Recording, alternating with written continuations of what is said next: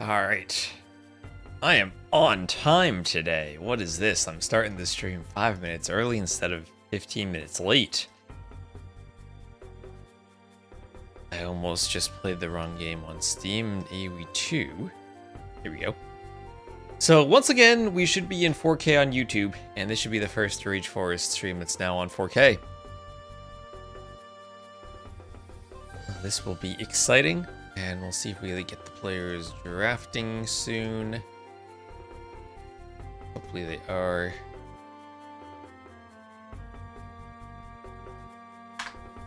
See if they start drafting it this time or start playing. I don't see them drafting yet.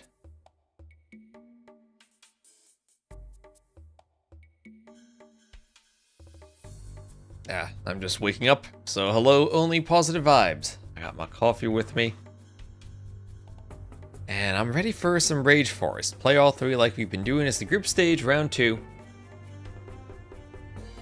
And KingstoNe had a very impressive set, or a very impressive comeback in one of the games in the last set. Ultimately did lose to Andy. DauT lost as well, so it's going to be DauT KingstoNe now in the second round. Again, 16 teams, top 8 make it to the playoffs. They're in 2 groups of 8, top 4 make it to the playoffs in each group.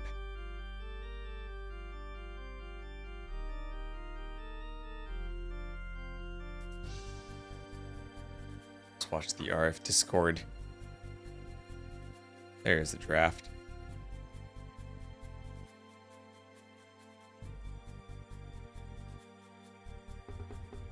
Oh, there's also a Jordan Samaro draft already. Or potentially tomorrow. 99% confirmed, I'm seeing.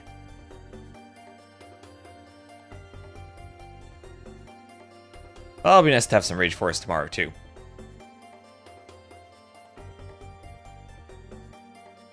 I have a job other than casting? Yep, I still do programming. I can kind of schedule that when I want.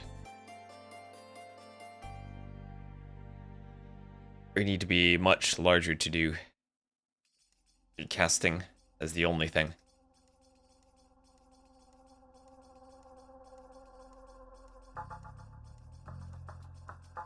I still don't see a draft anywhere, but maybe they had posted it. Not that I see.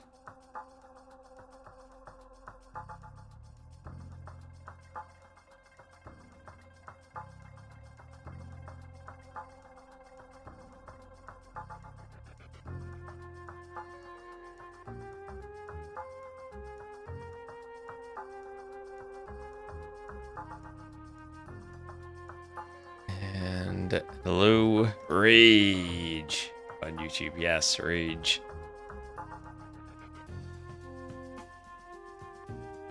Oh, okay. Watch live. We have a draft.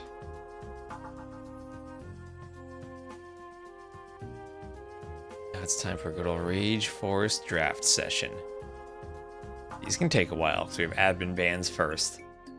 It's the exciting times of getting admin bans. Random bans. Coffee's still too hot to drink.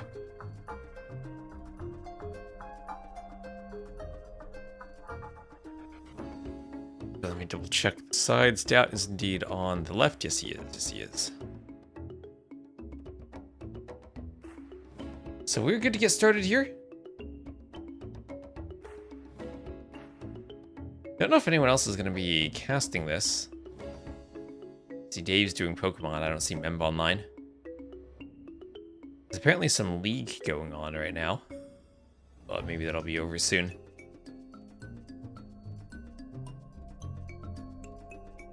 Love seeing my friend's Rooster Team cooking Team Viper.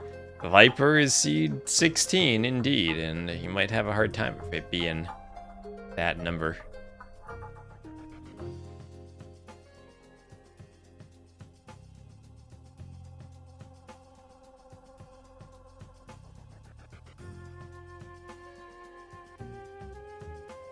Do I put a splash of cold water in my coffee? I do not.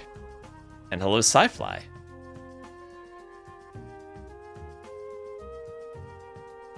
Oh, just started the one. Yeah, it's spoiler alert. I guess don't go spoil Daniela. But I saw players cutting to the corners for trade on Frontline. I hope we get to see some of that on Rage Forest too, cutting to the corners for trade. That's the Amazon tunnel meta.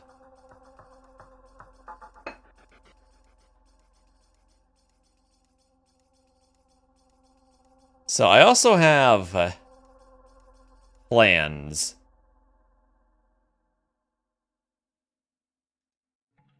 League is doing a gift sub thing where League donos gift subs randomly. Randomly donos gift subs.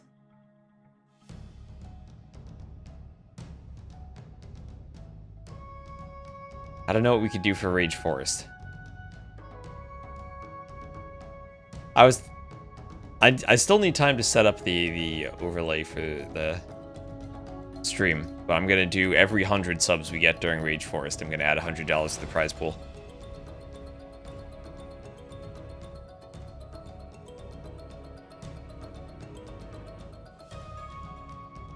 That looks like a good bot in the chat right there. It's the squad pulling up to the stream, requesting an ad on Discord. That is a bot if I've ever seen one.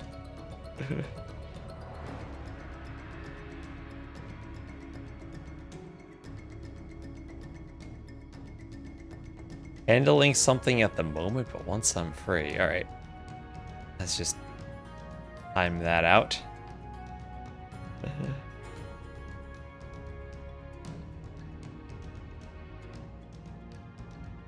Probably should just ban it, but I use the good old timeout button.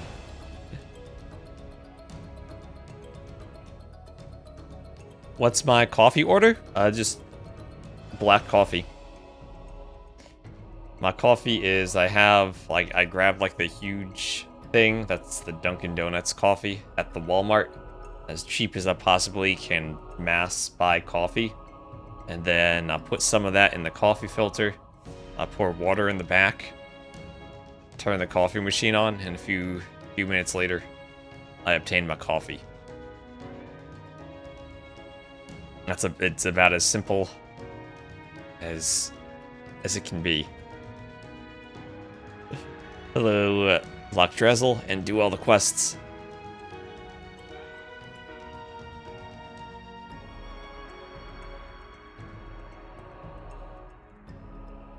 Else it's not coffee.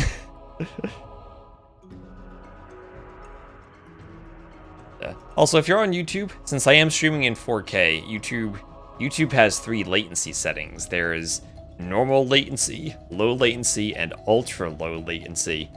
I have to use normal when streaming on 4K, so there might be around a 20 to 30 second delay between chat and the stream, so just be aware of that. Twitch might be slightly in the future.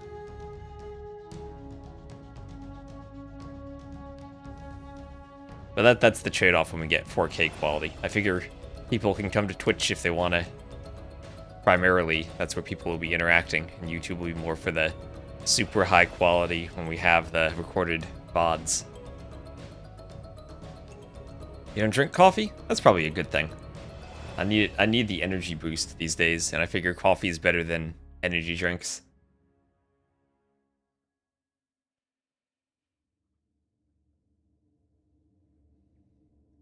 So, after the bans, Sicilians is pick number 1. Are they that good of a Rage Forest save? They're number 1? Well, it looks like we might as well play a hybrid map with Dravidians, Malay, Japanese, and Persians all being selected. These players are going to be hoping for pawns. And Lithuanians for KingstoNe. Sometimes you see the Rage Forest drafts, and then you see the games, and you realize one team got demolished completely in the drafts.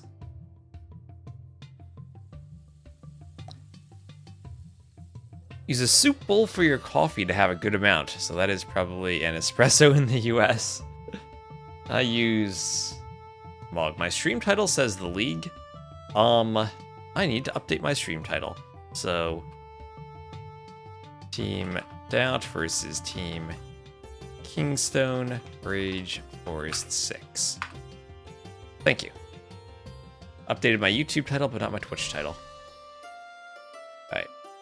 And just gonna try to get the Twitch ads done while they're drafting.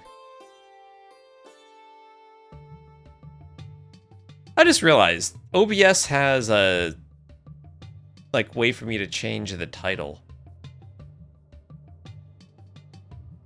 but I don't necessarily see it all the time because of my tabbed overlay. I might need to see what I can do there.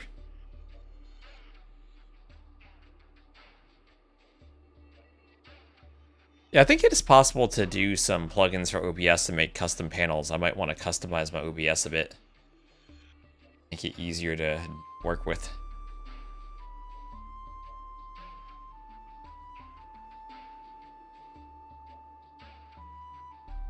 Also, I'm noticing something about this chat. It's more up than it is down.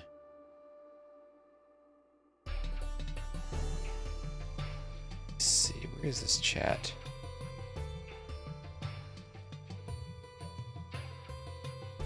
There we are, there's the chat. I'm gonna move you down. Down by 4 pixels.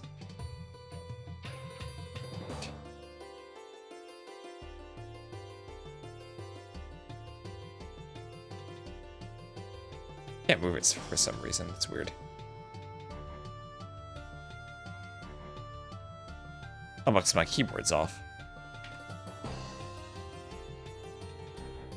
Wait, my keyboard not working?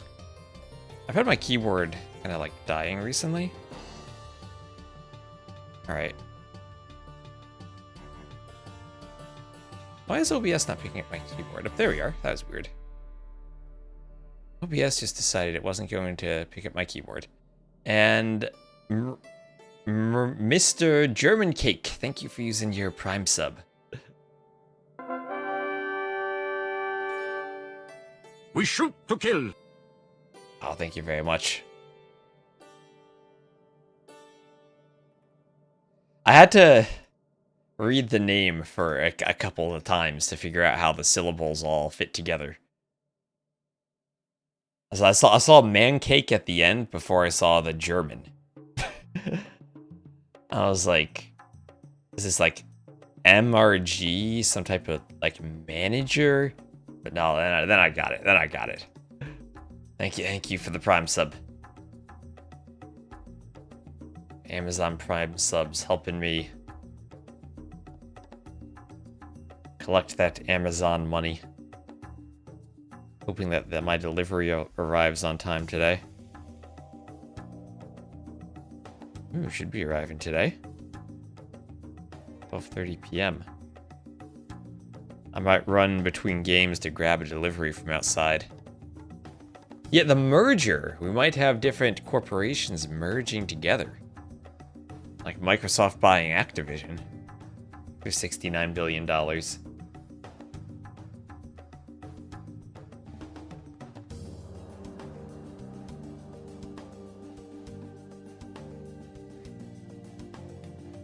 You gave an Amazon sub the other month. Twitch gave you 9 cents. Depends on the country. Depends on the country. If someone from the US or from Germany gives you that Prime sub, you get a decent amount of like $2 from it. I believe the rate from Turkey was 9 cents. So that might be where they are. That might also be someone using a VPN to troll with the sub.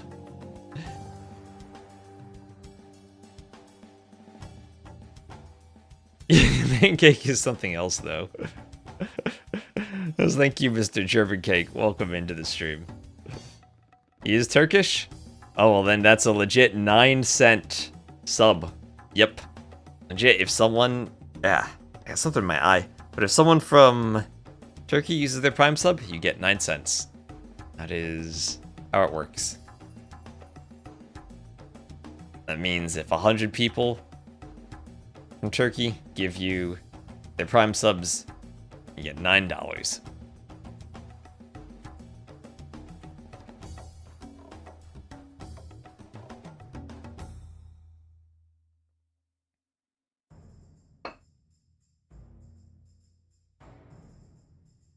So, drafts almost finished. Maya and Tupi at the end of the drafts.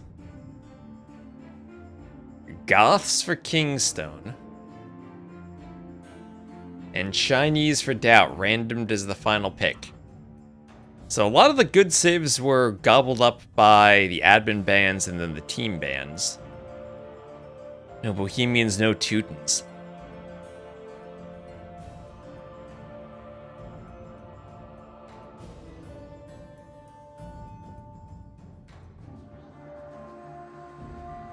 I think it's not just the draft, but also the decision about how to use the civs in each game that matters. Sometimes you can have a bad draft, but make up for it by picking civs in the right games.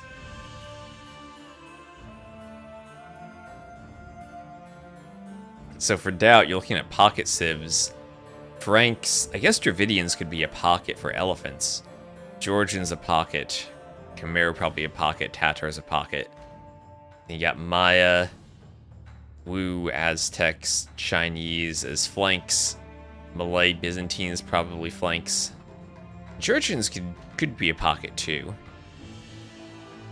Wu is the flank. Like KingstoNe's team.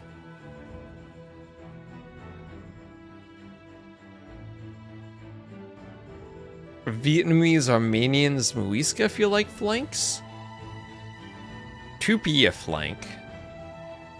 Armenians maybe a flank. Persians, Lith, Burgundians, Wei. Japanese, Sicilians all feel like pockets. Gujaras, I think we saw pretty effective on the flank. The elephant push, of all things, was great. And Svet, hello. Love it.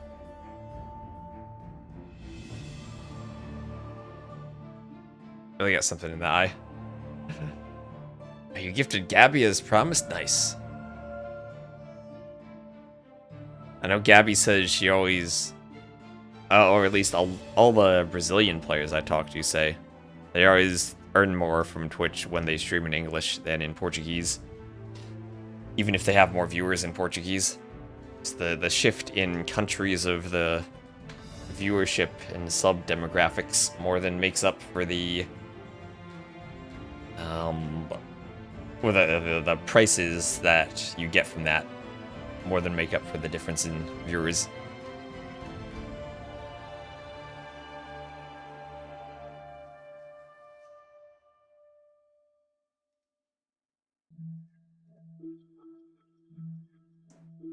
I'm still interested in Sci-Fi's Super Bowl for coffee.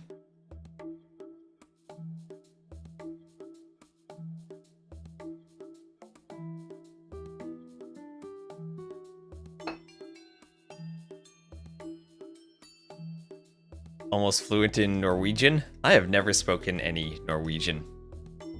I've probably heard a good bit of Norwegian from Viper over the years, but I've never learned anything other than German as a second language. Well, I guess when I was a child, we took Spanish in the US, but I wouldn't call that really learning a language. Okay, yeah, it looks like Memb is online.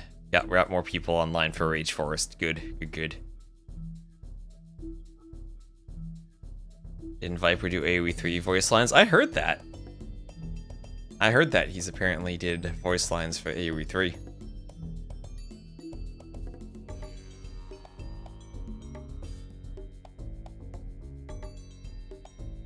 Alright, just gonna wait for the lobby to appear.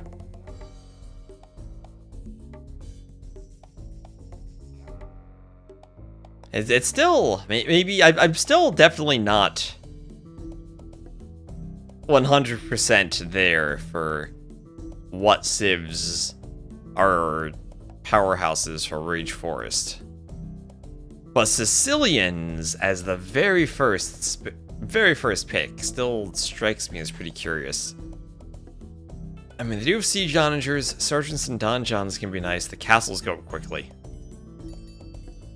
I guess you could play them as either Halb Onager or as a Cav Civ, going Halbert Cavaliers. So I'm still not sure about them. I'm still not sure, but KingstoNe hopefully will prove something with them today.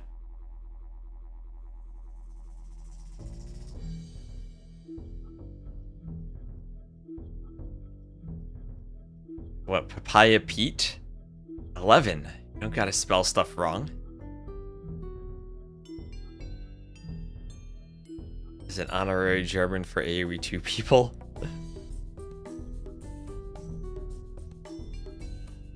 I did used to live in Berlin. I can at least get around in German. It does take some warming up, but...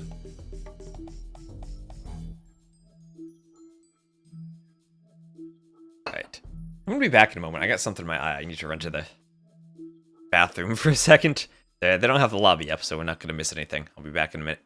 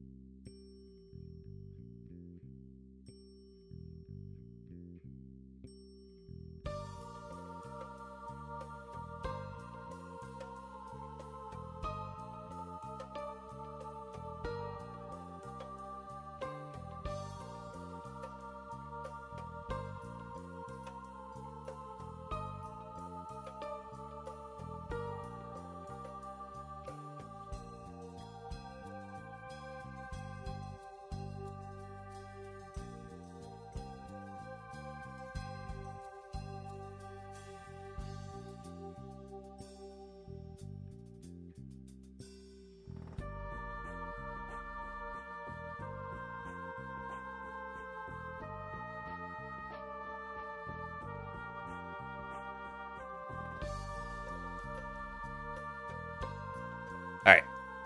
Hopefully I can see now. I'm still waiting for a lobby.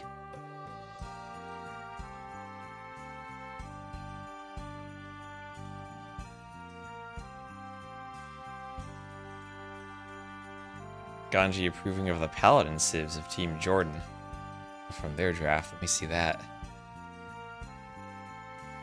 Oh, they don't have a single Paladin civ.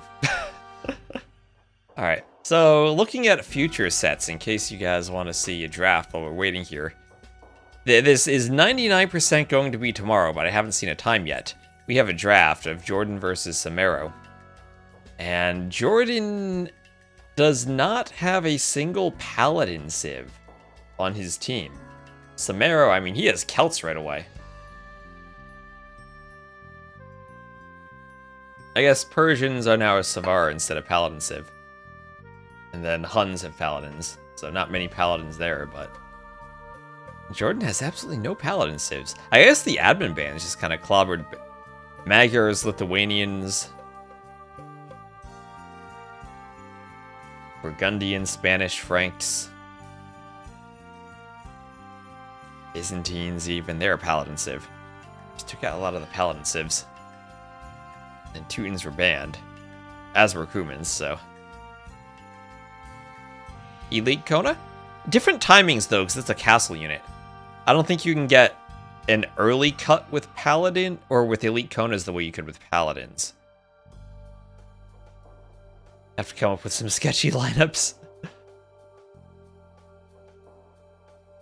Well, that's the fun. Okay, we have a lobby. Matza Raven and Miguel are there.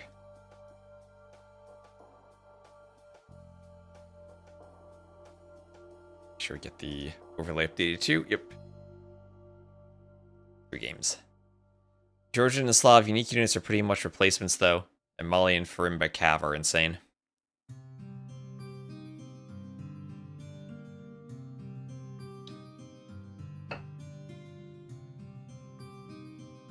Yeah, I mean, you have other options, right? But it is just funny with how many Paladin civs there are to see. So few make it through to the civ picking stage.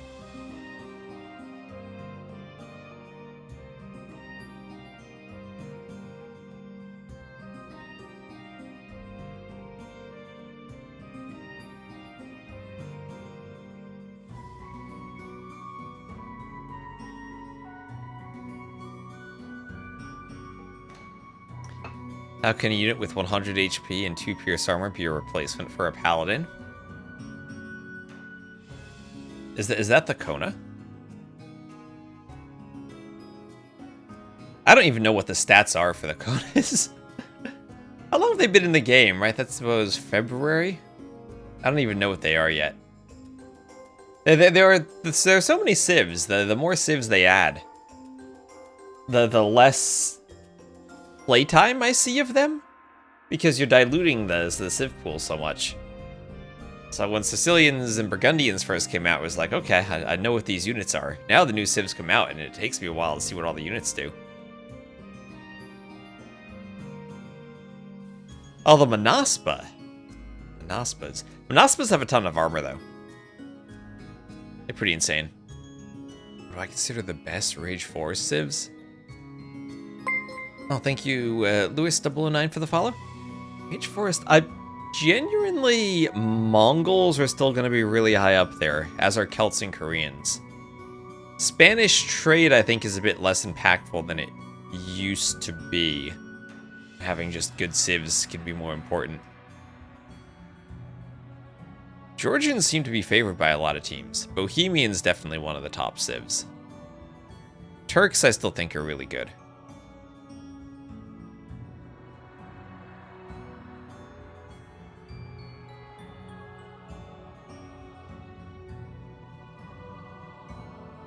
You can always put them together in different combinations, and sometimes they fulfill different roles.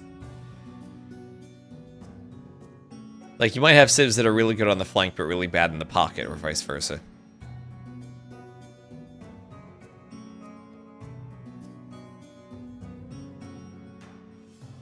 Alright, looks like all 9 players in the lobby.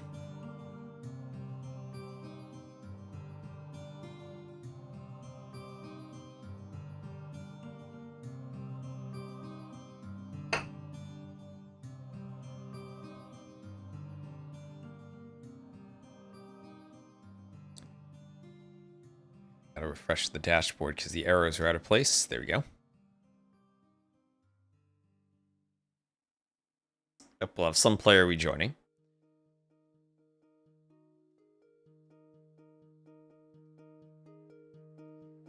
You guys died to the Manaspas. Manaspas are scary. Let's go Rage. Let's go Rage. Love seeing some Rage. Messenger, hello on YouTube. Wait, Messenger, are you the same Messenger on YouTube and on Twitch? Messenger was in my Twitch chat earlier. Or it might just be 2 people with the same name. I never know when it's legit different people or if someone just went from their Twitch account to their YouTube account.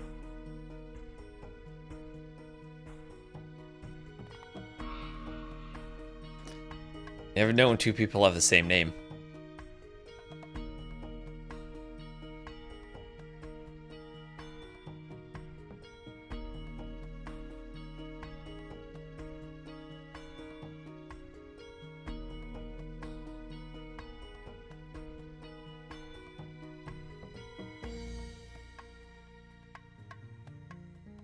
Oh, you're Messenger 29. Okay, I think you're a different Messenger. Wait, what Messenger? What was the number of... We had Messenger 1 in Twitch chat earlier. Okay, so you're different messengers. Okay. And they're getting lots of messages now. All the messengers.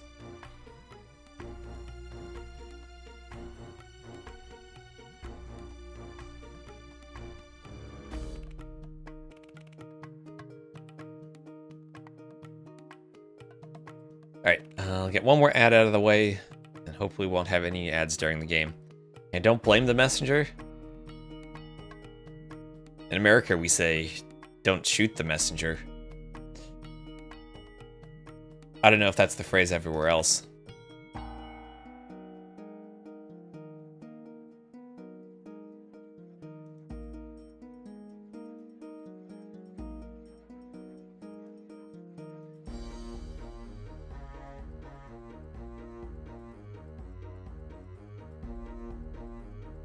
So I think we're about ready to go. Players are in the lobby, and we're hopefully going to be starting in just a moment.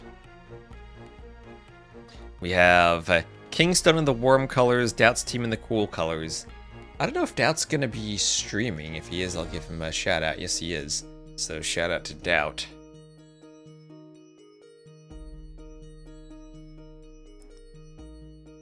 DauT will stream his point of view if you want to go watch him. Of course, he should have his chat not visible to himself during streaming, so no. But also out of courtesy, don't give him any spoilers or whatnot.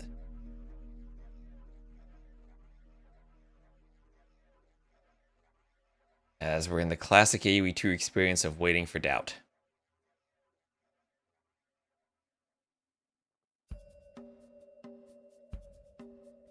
And with DauT civs, I never really get a good feel. Like, I can look at a draft and I can see which civs are flank and which are pockets pretty much.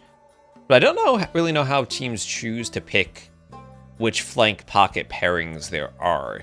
You do want to try to spread out your Siege Onager civs so you have one every game. And speaking of SO civs, DauT does have Georgians, Dravidians, and Aztecs. KingstoNe, Sicilians, Muisca, and does another civ have Siege Onagers? That might be the only two.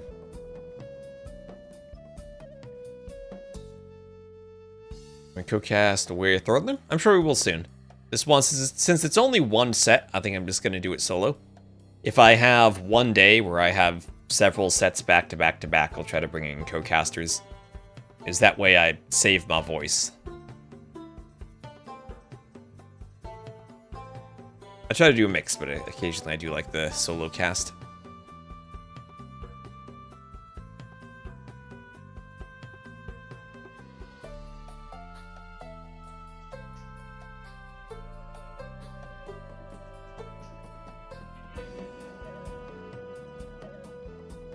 Apparently Leary is saying every time he tilts he gifts 5 subs. Okay, and here we are. We are in. Let's go, Rage Forest. First game of the day. And are we loading in? We are loading in. Takes a while to load sometimes. But here we go. It's rage time. Look at all those trees. This is up here. Team KingstoNe against Team DauT. Orange versus red on the scoreboard. Lovely. Well, not that fast. So we'll have a scout fight. And wait, hold on. My hotkeys aren't working. There. All right. So scout fight here.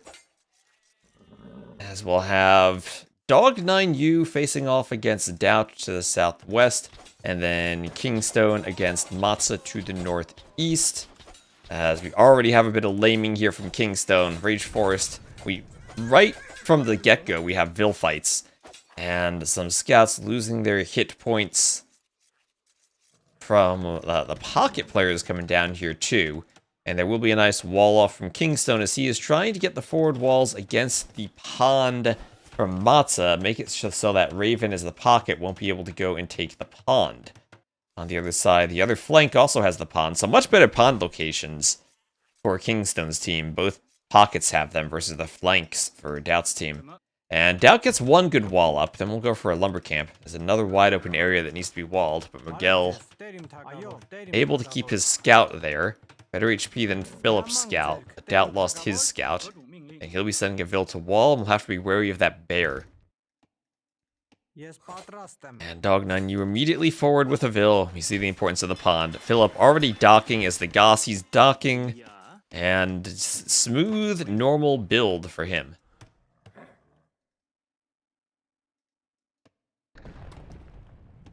Spawn Tower is the most OP unique tech we've ever had. Really? I mean, spawn towers have looked really strong whenever I've seen them in 1v1s. Maybe for Black Forest, they're even stronger. It's usually Turks with artillery can get some good bombard tower spam going.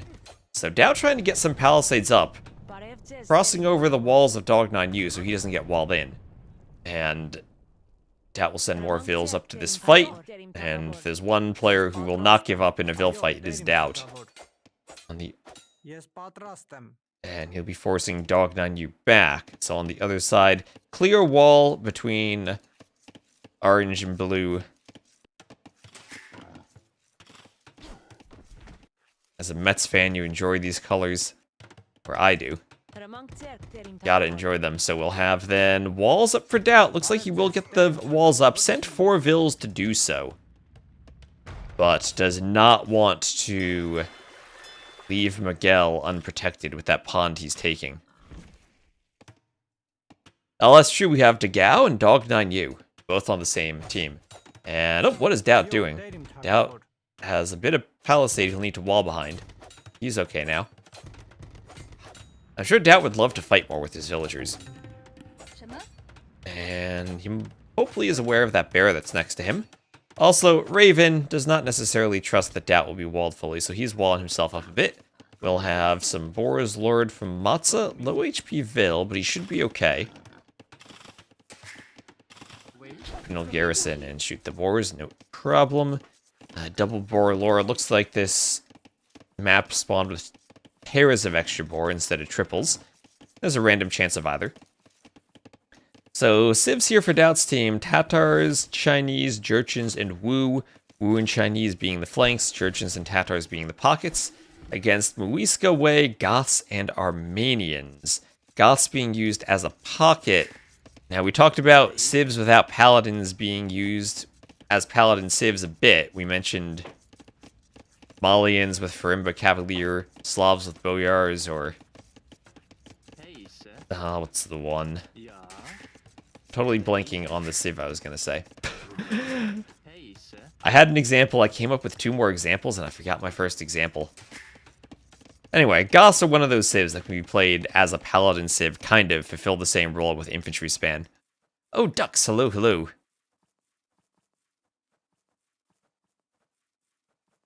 Why is teal the best color? Because it's scientifically proven? Oh my gosh, that's a good one. That's the good one. That's why we enjoy having ducks. Georgians with Manaspa, that wasn't what I was going to say. Sicilians with Halberg Cavaliers. There we go. It was another Cavalier civ. I was thinking of that one, and then I thought, oh, there's the Malians, and I forgot my first Cavalier civ. But yeah, Sicilians most likely Halboninger when we see them. They were the first pick for KingstoNe's team. But could be played as a Cav civ if you need one. I think it is nice to be able to pick civs like that early in the draft that are strong in both use cases. And gives you a bit more flexibility later on. Scientifically, even. Maybe that's a bit too much.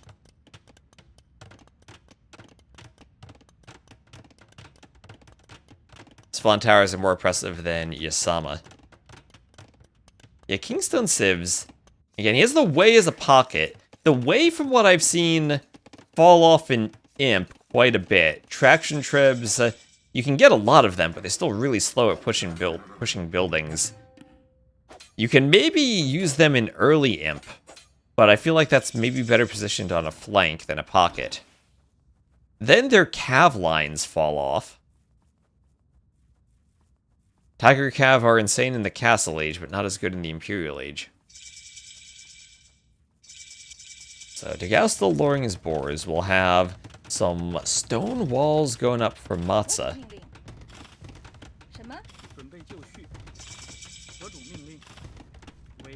And 1 HP Vil gonna get away. Yes, he will just get away. In AOC, the arrows would hit that Vil. In DE, you can run away in a straight line and avoid getting hit. And DauT will be going men-at-arms with a tower. DauT, from what I've seen, likes to play very aggressively on the flanks. And can he get to that tower? That's not walled. Is it some quick... What the heck? I don't know what that pathing was, but the men-at-arms did not get to the tower. And they'll go back.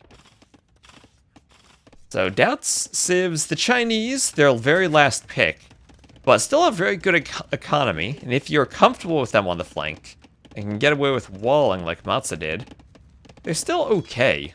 They now have heavy rocket carts, so that's probably a bit better late game than they had in the past. And, ooh, okay, the men-at-arms are in, and DauT is in. He's gonna wall his army forward, but he is in. He has more archers than, well, probably won't get in with them, but he might just want to put the archers in the tower soon. And the men-at-arms and Vills will push forward. Could maybe get to the stone. This is Armenian's flank for Dog9U. As DauT will repair the tower and get his men-at-arms at the base of Dog9U's tower. And that's going to be one dead Vill. And I don't think that Dog9U will be able to repair this. That's a fully garrisoned tower with men-at-arms forward and archers behind. Now the Vills will abandon the tower and run for the TC. DauT needs to find the low HP Vill. Looks like he did, and he's gonna block it. The micro from DauT. Did he micro enough? Oh, the Vill just dodges right at the end. 3 HP left. And the Vills are going to break through the wall for DauT. So DauT not going to be content at stopping now. He wants to get through. And it's a good thing that Mulecart can run, because Dog9U will need to run. It might need to go to several different wood lines. He's chopping all of his stragglers right now. He'll need to find a way to be walled. He'll instead just go for the tower. On the other side, just stone walls. No one really breaking through. There's a tower from KingstoNe. But not too much commitment to the aggression. KingstoNe also will be up. And this is now Matza and Raven will have to coordinate and probably have to do a forward workshop because they do not want to lose that pond. And yeah, there's immediately Raven with the workshop and a second TC at the same time. So he'll do a bit of a boom while pushing. And DauT so far, just a workshop, no extra TCs.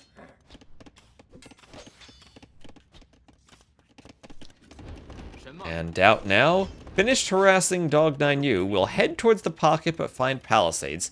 So Philip properly prepared for DauT's forward.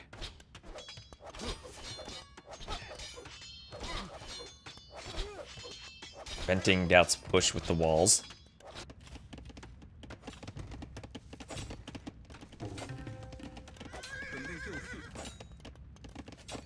And little orange palisade. Scout will clean.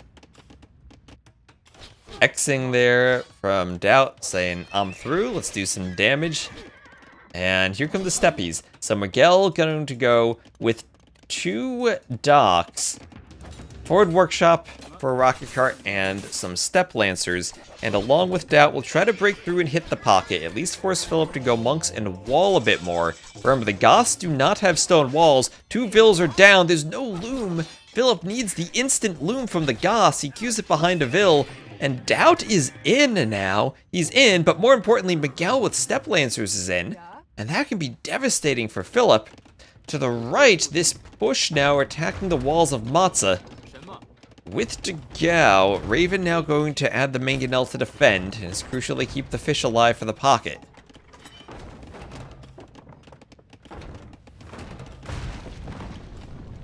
Mangonel gets the other Mangonel. So, 1 for O-Trade, some teamwork with Matza repairing Raven's Mangonel. There is a castle from Matza. Can make Chuko-Nus and petards. See how useful Chuko-Nus would be. As the push is continuing here from DauT. Now, Dog9U down in score. Also still feudal. But then so is DauT still feudal. But it's 43 Vills to 40, so a bit of a lead for DauT. And the rocket cart now from the pocket. Miguel already besieging the TC. Miguel also has a fish boom plus 3 TCs.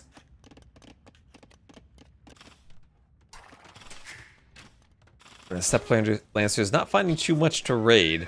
And Miguel will try to clean them up with Light Cav and a Quaguan Cav. Fishing ships cannot garrison on Rage Forest, so no garrisoning the docks to shoo away the archers. Instead, the archers will be cleaned by knights and potentially by a monk. That is, if Philip has the numbers, because right now does not look like he has the numbers and needs to rely on DauT to defend him. But there is the Castle Age from DauT. I almost got excited someone was clicking up to Imp Fast, but no, Castle Age.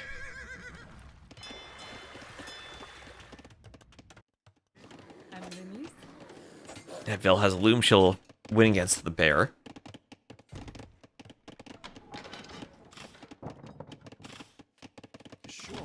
And the gold Vills will have to flee from the forward settlement from KingstoNe, who will want his own castle.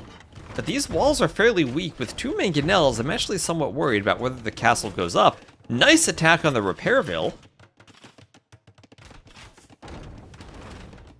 Dog9 unit up. There's a Petard. The KingstoNe is through.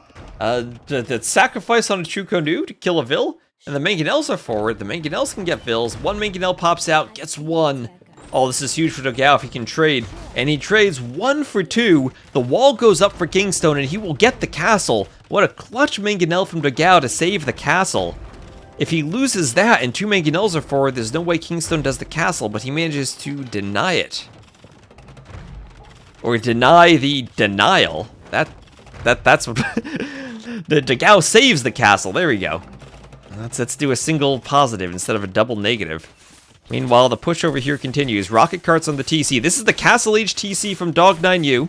He's desperately repairing it, but has to run. He's not going to finish the Castle Age research. Miguel added some rocket carts after the Step Lancers. The TC goes down, and Dog9U has to run. He has a tower on his wood line. He has the resources to rebuild the TC, but now he is fleeing. He's fleeing to his pocket. DauT's there with a Huiguan Cav.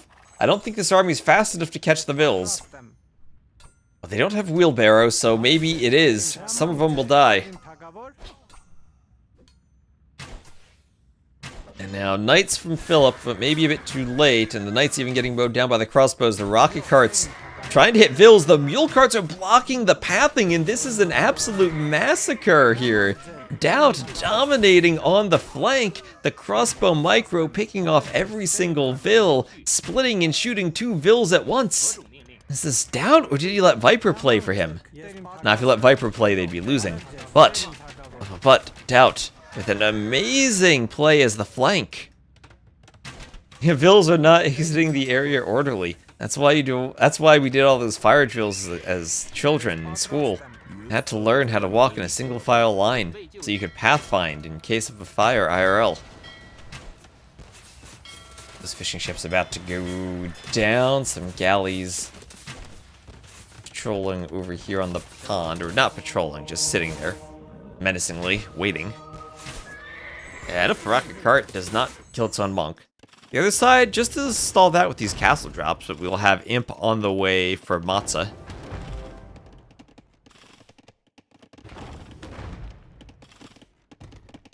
Matza will indeed be Imp first.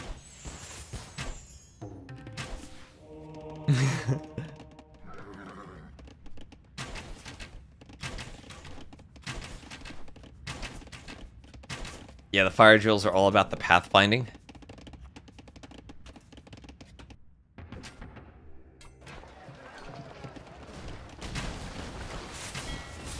And a rocket cart's trying to take out the ships on the pond. Well, nicely done. If Miguel can get forward with the rocket carts, he can take out some of these docks.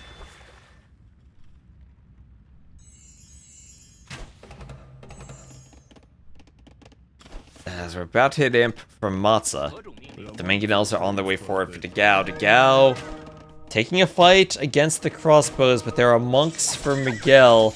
Miguel should get some conversions, does get 2.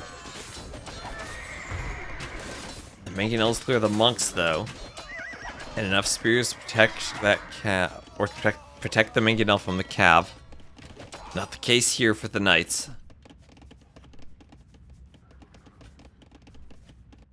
And Dog9U is just completely dead over here. He's got 22 Vils. He has managed to get another TC and reboom. He is up to the Castle Age finally.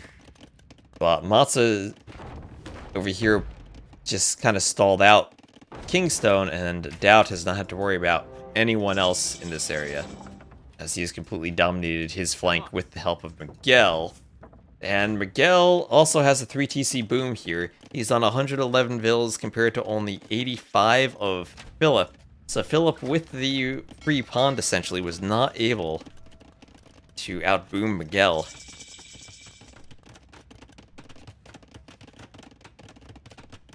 Qualifier 2 best of 5 update? You mean the league? I think the Daniela's casting Rex from last night, so there's no real update. At least not at this moment. So Treb's on the right as we have the double castle drop. Oh, qualifier 2. Thank you, thank you. As this castle will crumble, and I'll update my scoreboard. This is the group stage play all 3 of Rage Forest. Yes, we get Rage Forest down there on the logo. So, KingstoNe's pushing through. Vils do what they can to wall this. But it won't be long before Matza's through. We do have also some camels now from Raven pouring in through DauT's base to go and raid.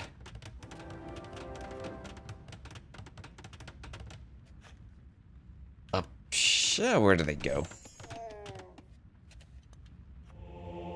Gotta go over here, but Philip will try to wall this again.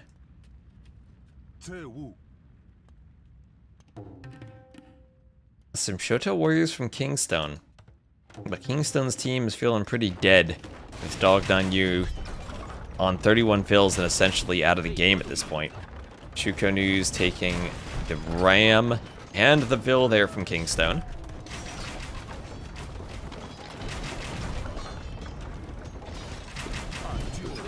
Onagers, nice hit on the KingstoNe's. Can they get a second hit?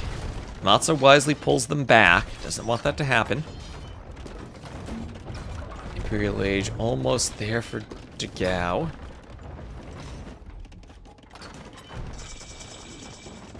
There he is, and we'll have Town Watch now for KingstoNe.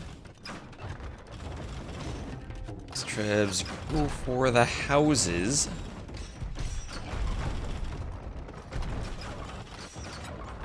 Oh, and they're cutting. They're cutting. They're gonna let the camels through. We have a Treb cut to get the camels through for Raven.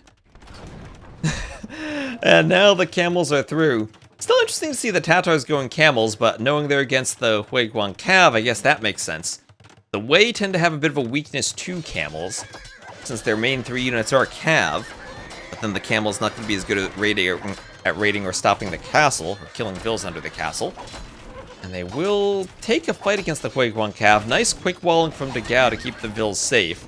And he will get the castle up, while also KingstoNe starts to do his own castle. KingstoNe needs to micro those onagers a bit and stagger the shots so that KingstoNe's die.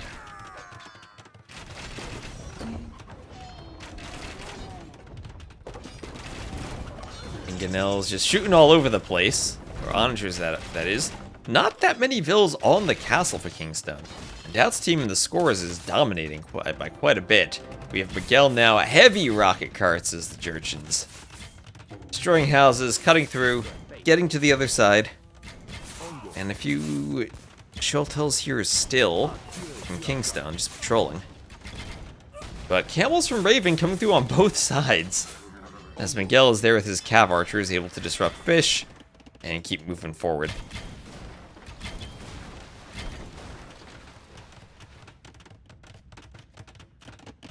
Some very quick walls from Dog9U, but there is a hole or a knot. Probably a felled tree behind that house. Palisade Gate from Philip won't go up with the Cav archers there. And there are the GGs, as DauT dominated his flank and led his team to victory, while Matza also played a very good game against KingstoNe on the other side.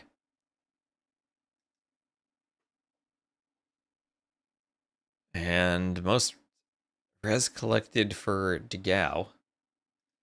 Most kills for Miguel.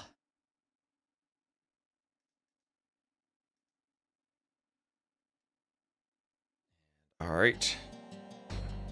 Now I need to fix my hotkey. I don't know why my hotkey isn't working to swap to capture age. Let me fix that.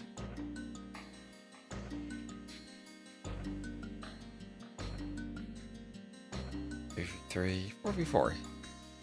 Fly and save, right? Okay, there, hotkey's working.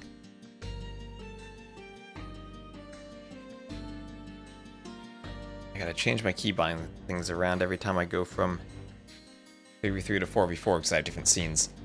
Alright, so let's check off those saves for game 1. That was Wei Goths.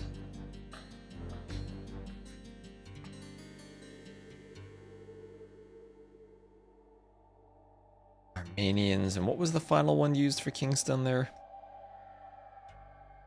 Oh, the White Goths, Armenians, and the Muisca. It was Muisca. Alright, and that was against Wu.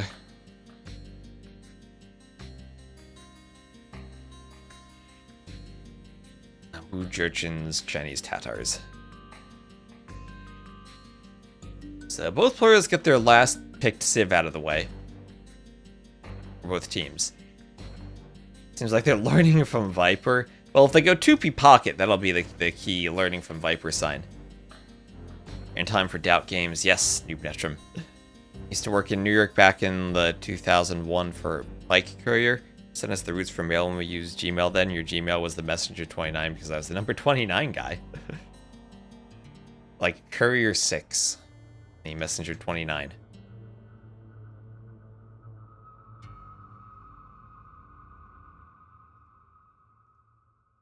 Alright, game 2 lobby is up. So that still teams with their top picks. And, well, I guess no real Paladin civs for DauT. They do have Byzantines and Georgians and Khmer. And while they have good cap options, the only Paladin civ is the Franks. So Frank's Pocket's going to be in one of the games for DauT. Georgians in another. And then probably Khmer the third pocket. What the fourth pocket is for DauT, I'm not exactly sure. I think Aztecs and Maya both will be flanks. Dravidians could be pocket for Elephant Archers. KingstoNe will probably have Sicilians as a pocket in one game. Persians and Lithuanians are pocket civs.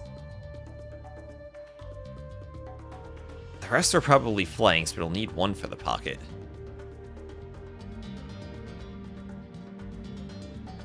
Or actually no, Sicilians, Persians, Lithuanians. No, Lithuanians could be a flank for hill fighting. They could be in either spot. Okay, a bit of decision then for Team KingstoNe.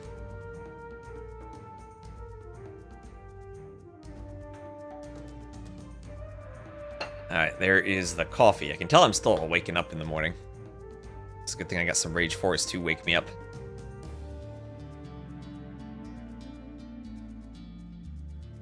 Ooh, my Amazon package was delivered.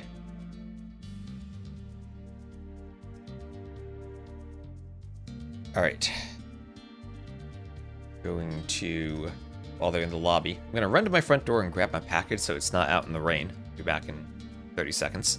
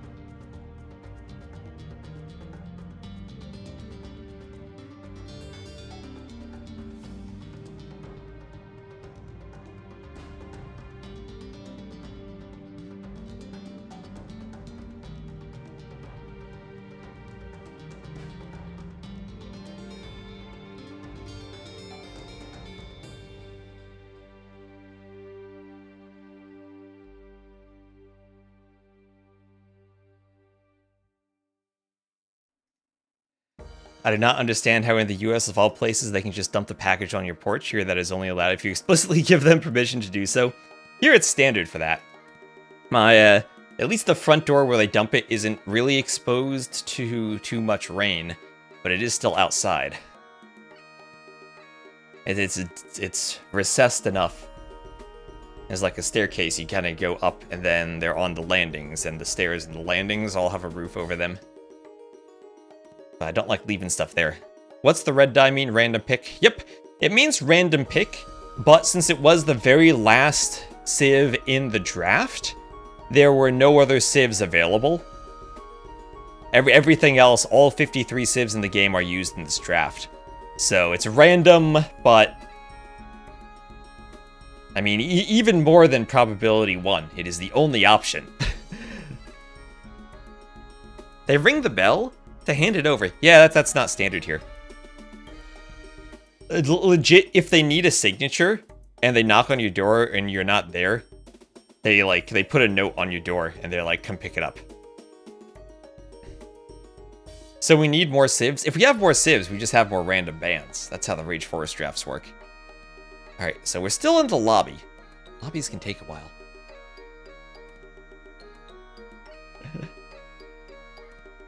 Yeah, I have a friend who lives in Berlin, and he says that whenever someone he has like the first apartment as you walk into the building.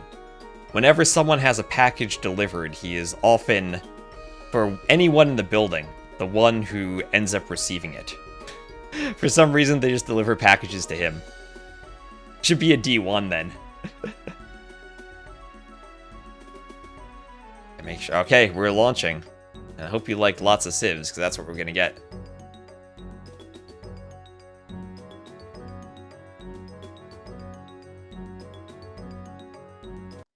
And here we are. Let me get DauT's color corresponding to DauT. I think that's what makes the most sense, so it's actually DauT.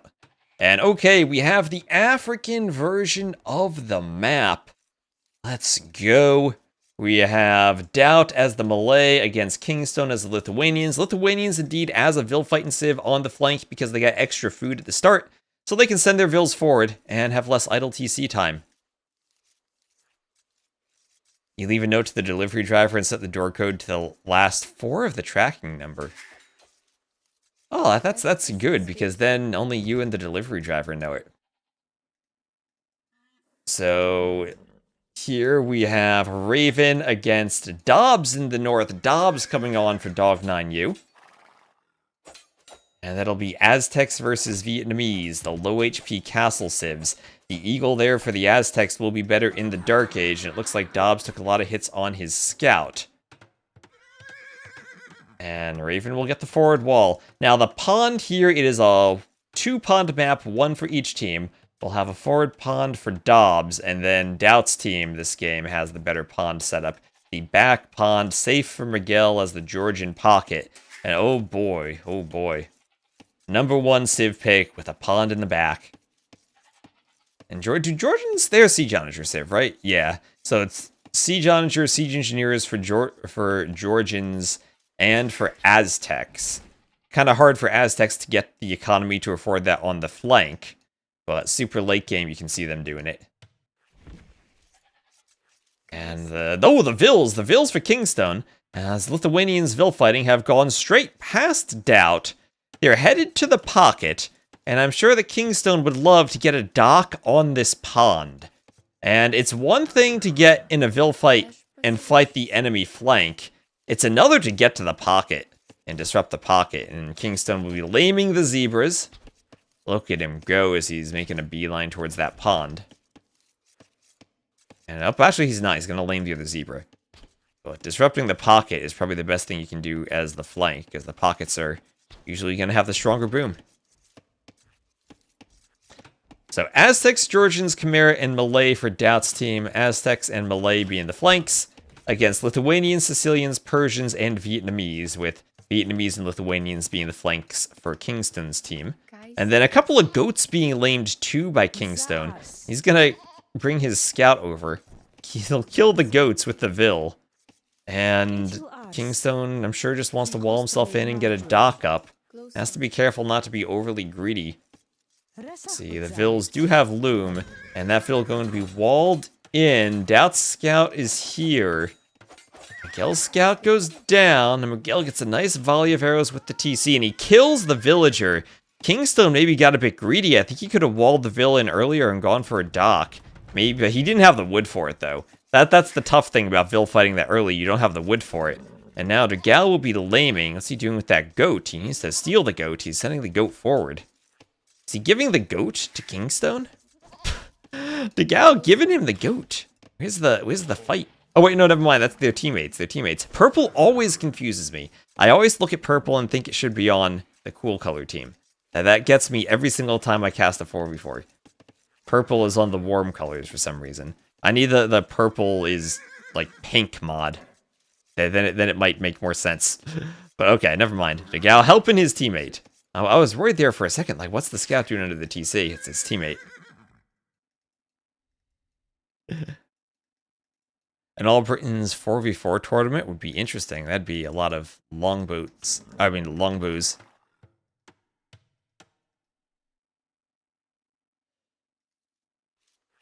Some Xing here from Miguel. I think he's saying maybe send your scout there. I'm going to lure the rhinos.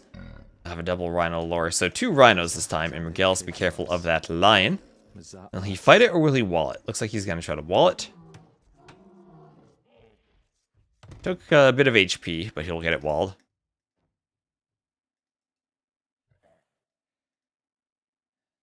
Yeah, and that's what you want to do as your pocket scout if your flank, especially if your flank loses the scout early on.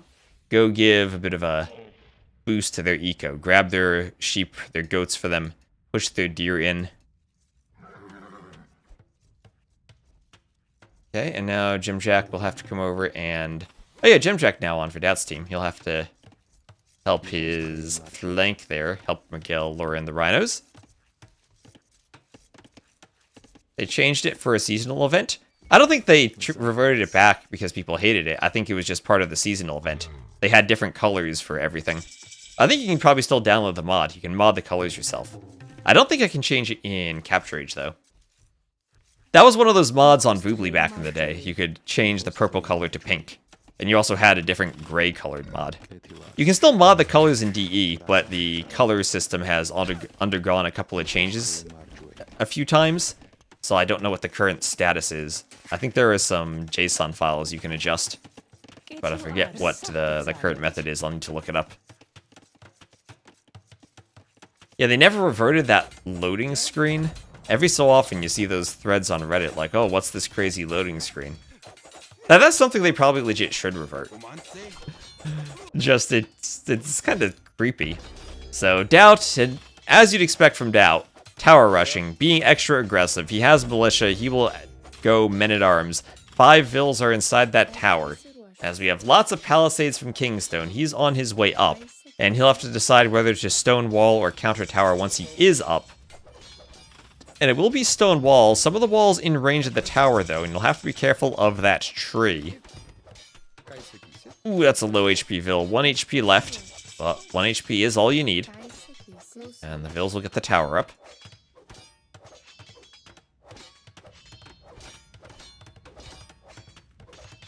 The workshop. Yeah, the workshop mods tend not to work. I think that might have been fixed at one point. I know in the past they didn't work. So you might have to adjust the files yourself. I don't think we can adjust them in Capture Age. So this tower will be just outside the range of DauT's tower for between DauT and KingstoNe, but they can each do fletching and then hit the tower. DauT will stonewall behind this too. I'll also forgo the man-at-arms upgrade. And the other side will be a bit more aggressive as we have now fire galleys from Raven getting into Dobbs's pond and even breaking through Dobbs's walls. So Dobbs here in a bit of trouble. We'll get a quick gate up and a house. So we'll contain the men-at-arms at least. They'll need some more HP on the gate. Might also want to lock it while it's under construction and while that tower is going up. With the tower finished, these 2 towers are in range of each other. But the gate goes down, and the men-at-arms now are underneath that tower. This is not a good game from Dobbs right here on the flank. He is under a ton of pressure. The tower he invested so much stone into will maybe go down? Wait a minute, the men-at-arms going for vills, and the fire is going to help out a lot there. Dobbs legit could repair that tower and be okay now. He's going to just flee, though. Ooh, could have tried to repair the tower.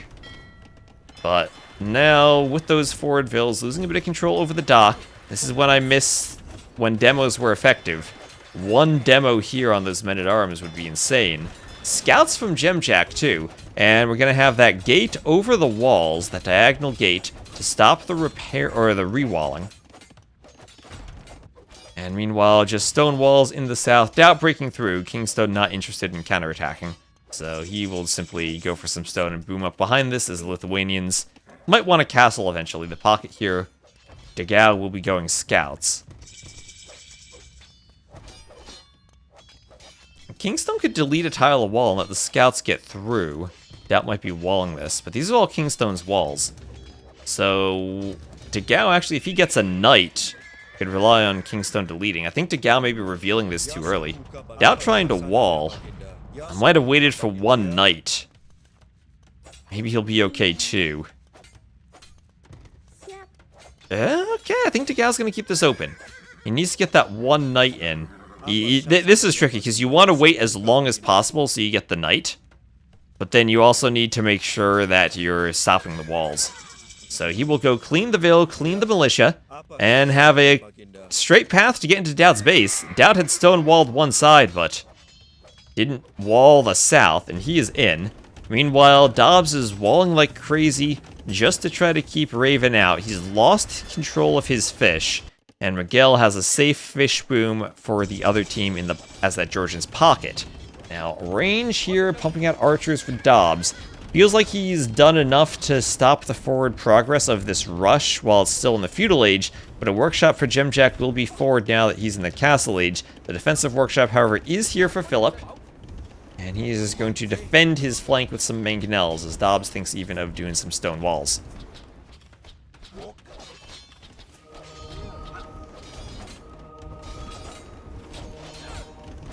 Now some scouts hitting the palisade. Remember that blacksmith has bamboo on the side, and I don't think that wall there has HP behind it. 52 HP, so that won't hold scouts for long. Mangonel over, and Dobbs, I don't think he walled enough, did he? He just did, and now he'll finish the walls. That was very close from Dobbs. And now on the other side, Miguel going to be defending DauT, as DauT takes a Mangonel to the face of his Vils, or a Mangonel shot. And another good number of Vils. KingstoNe even sacrifices a bit of his own Vil HP to get the Mangonel shot off. DauT still here with the Knights. Oh, DauT killed one of DauT's Vils. Tried to go for the pikeman, didn't work. And the tower will take the monk out in combination with the Mangonel. And DauT will be going feudal age spears to defend against knights. DauT and KingstoNe both stuck in the feudal age. Actually, no, never mind. KingstoNe's up to the castle age. So despite DauT's being up in Vils, I do feel like KingstoNe's a bit ahead on this side. Now some fires from the dock. Another dock will go up for Dobbs. He still hasn't lost the pond, and his pocket is protecting him at least. In terms of actual villager numbers, though, 35 for Dobbs. What's the eco KD? 3 to 5. Raven's 4 and 4, with more idle time than Dobbs. So somehow Raven is the Aztecs, even with a couple of Aztec farmers and with berries left over, by virtue of having the forward Vils, had a weaker economy, and hasn't been able to keep the TC running as well as Dobbs has been able to. So maybe this is actually okay for KingstoNe's team. They are ahead in score. There's a Mangonel and a few towers forward, even the Mangonel on the hill, hitting the fortified church.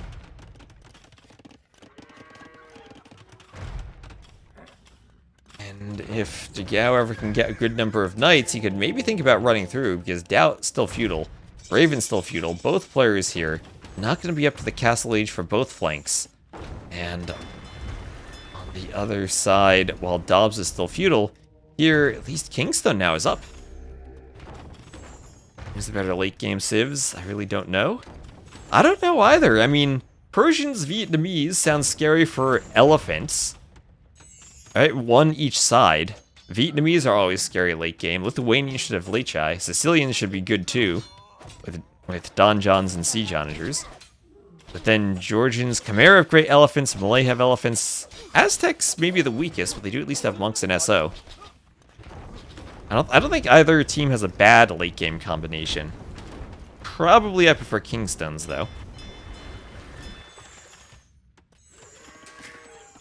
As DauT's up to the castle age.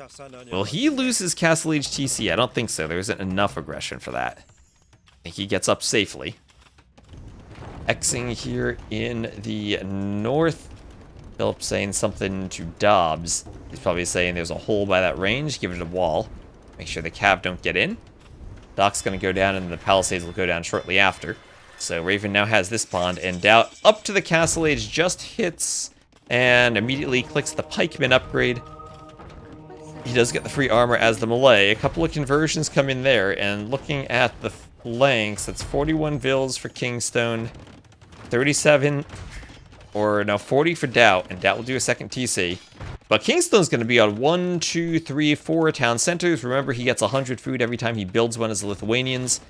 So it helps you build a TC and keep it running, even if overall you might get some idle time if you're doing such a crazy 4TC addition early on. Also, a gate in front of the Mangonels just to ensure it doesn't get sniped off quickly by some pikemen, I think. And DauT, by the looks of it, isn't going to repair his starting TC, even though he's doing more TCs in the back. He's just gonna move out with pikemen and hope that's enough. Monk spawning conversions on the pikemen. As KingstoNe tries to get everything walled in and will succeed, at least at the front. Edges to KingstoNe's team, but Georgians are extremely oppressive. It's also Georgians who have had a free fish boom. Miguel up to 92 vils, far and away the best economy in the game. Letting DauT play essentially 1v2 for the moment. DauT even going for monks, but he has a 4 TC boom behind this push, and he is the Persian, so he will have a good economy.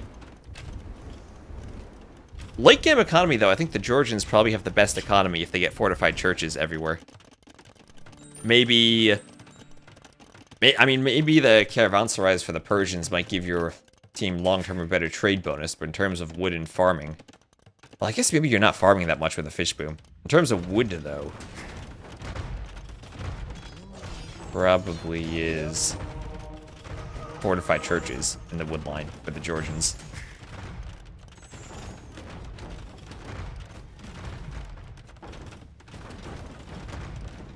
So DauT needs to repair his town center against the mangonels now. But Miguel may be at the point where he's boomed and can help. He doesn't need to go imp right away. He can simply start to spam knights. Doesn't have bloodlines yet, so he maybe could use some upgrades. But he's happy to get underneath these towers and go straight for the siege, and that'll slow down DauT's push. How does it compare to settlements? Fortified Church, for the Georgians, it gives you a 10% faster economy in the radius of the church. I think the more direct bonus is the Roman 5% faster gathering for pretty much everything. In the late game, 200 wood per church is kind of negligible, so you're basically giving everything in your eco a 10% boost. Settlements all are very different, that they just combine multiple drop sites. Churches are simply a boost.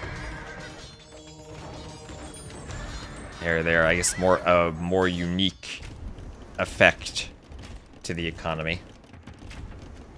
So this up here is stalled out in the north. We'll have Castle Age for Dobbs. He'll be the last one up. But Raven is up to the Imperial Age, so Raven versus Dobbs is going to have Raven up to Imp. And I think it's up to Miguel now to carry for his team here, as KingstoNe would like to be walled, and I think he is. So we'll have a forward castle from Miguel, as DauT works with mangonels to clear the remaining towers.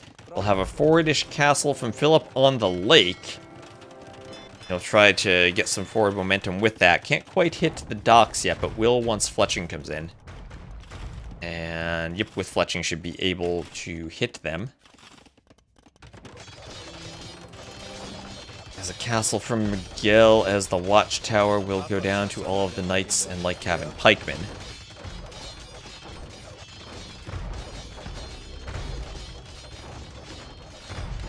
Need to plan a little for the churches. I think it's actually the opposite. I think the churches, you add in your eco how you normally would, and you can just fill in the gaps with churches since they have a really big radius.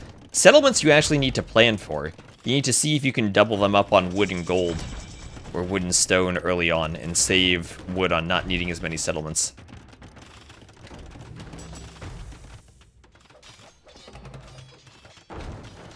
So DauT still pushing, trying to get the Wallingville. We'll want to go for the tower.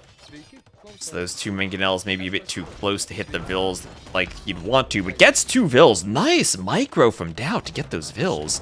And he'll repair his mangonel and probably try to get the last repair vill if he can. Oop, just forces that vill back. Mangonels will hit the tower. And the tower goes down. We'll have castles now. Pocket and flank DauT and KingstoNe, both doing castles here. DauT up to Imp.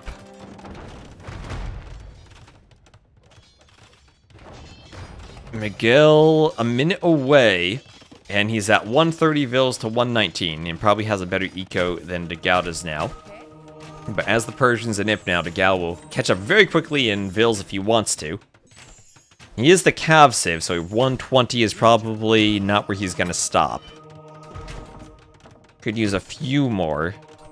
As a flank, if you're at 120, that's probably okay. And fortified wall from Raven. He's fulfilling the I need to hold role. As Jim Jack's gonna go battle elephants. Alright, alright. We're gonna see elephants from one player. Could trap the crossbows, but halves are there for Philip, so not gonna be all that effective. And the Persian from whom we really want to see elephants is DauT.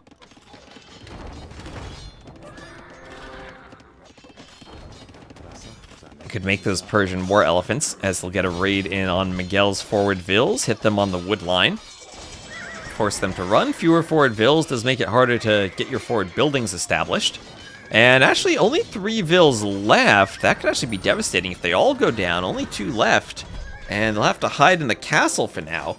So Miguel losing maybe some production, but he is going to go Halb Siege Onager, as he has several barracks forward and also the workshops up.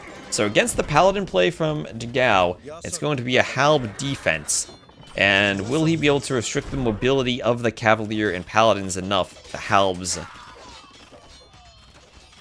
get there in time to defend DauT? DauT taking some damage, but at least he's booming. 85 vills compared to the 65 of Dobbs. And it's only 23 vills here for Raven, who went Fast Imp. Aztec Fast Imp trying to go monks, but he has never really had vills because of the Fast Imp. He lost some vills from the fort earlier, I believe, and now he's trying to wall and losing vills walling. His imp hasn't really gotten him much so far. The elephants not really helping out, they just don't have the numbers. Fortified wall is great, but petards will help get through eventually. Fortified wall does help a tremendous amount in keeping enemies out. But the petards are pushing forward. The mangonel hits a vill from Raven. Monks go down. And Savara's coming in for DauT. So it feels like we might be getting close, as there's a bit of a treb cut from Miguel to a 1-to-1 set. Oh, I also need to change this to play all 3. So there are 3 dots up there, not 5. And here come the Cavaliers. He'll be fighting the Onagers from Miguel. Some Halbs there from KingstoNe to defend, but I think the Onagers will go down, at least 2 of them in the Halbs. Oh, wait, no, never mind. The Halbs there were from KingstoNe. Again, I'm messing up that purple color. Halbs here from Miguel, killing vills.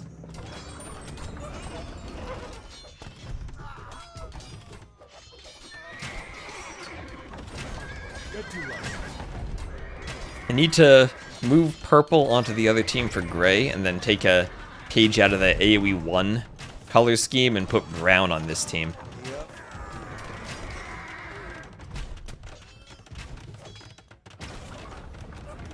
So Treb from Miguel hitting the barracks, and Miguel's trying to push. But now Philip going to triple this side with some cav. As the Sicilians, and we talked about this earlier, Sicilians don't have to play Halb Onager, they can play Halbert Cavaliers, and looks like that's going to be what he's doing here. The Halbert Cavaliers will resist bonus damage, so probably be a bit better against the Georgian Halbs than the Persian Savars would be, even though the Savars are in. They can start pushing forward along with those castles from KingstoNe.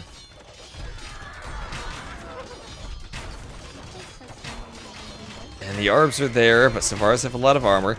On the other side, those fortified walls holding for a while, but they're breached now. However, breached for monk defense with elephants. We have 18 vills for Raven. He's not using his TC. What's his idle time? He's at 10 minutes of idle time. Miguel's more, but he's been booming. He has idle TCs.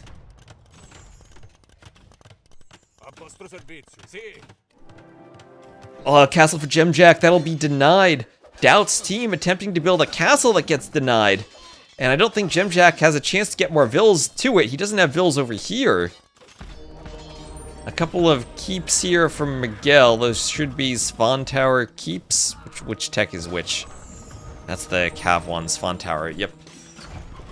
And elephants now for Gemjack. Well, can the elephants do it? They are fighting against Halbs underneath donjons. This is a lot of arrow fire. The elephants do have their upgrades. They have the counter unit in the Halb is there. But the elephants are so tanky, they're still taking a decent fight. But the halves at the end of the day will clear them up.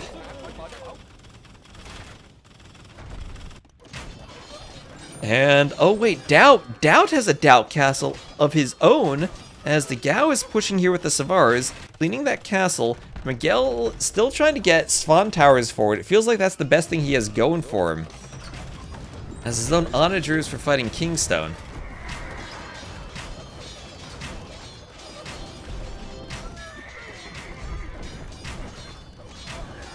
And it's going to be GG's from DauT and Miguel, as even with the elephants, they feel like they can't hold this. The Savars are in. That's being raided, and we have tied the set 1-1. I was really worried for Team KingstoNe when I saw Dobbs suffering so much. But I think this game simply came down over here. One, DauT didn't wall. He left this open, and then the other team got in. In the north, maybe some weirdness going on with a fast imp from Raven not doing its damage.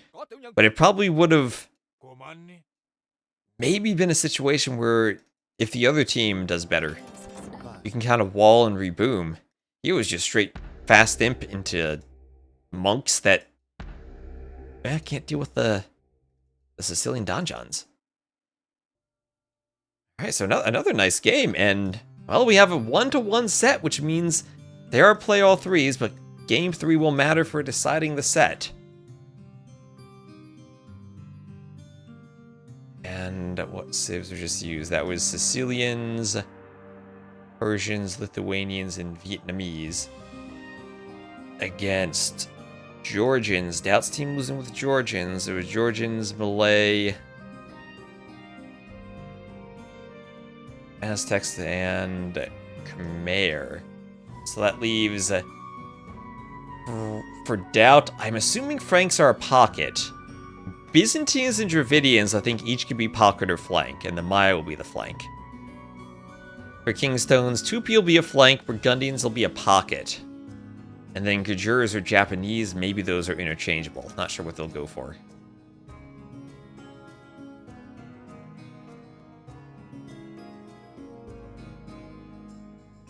Alright, wait for them to get their lobby going.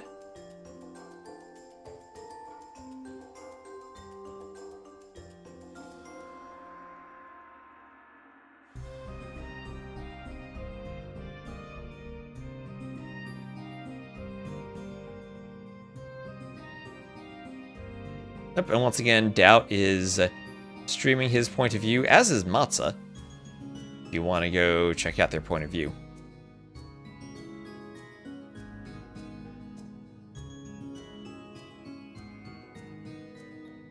Oh, can I change the score? Yes.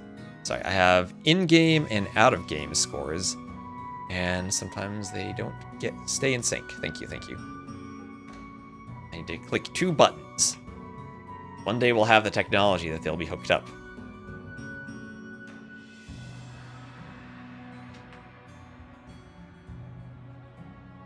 Yeah, Monks against Sergeant doesn't feel great either. And we're in the lobby. So we know the final 4 civs for each team, if not necessarily their positions. I'm not sure which I like more, honestly.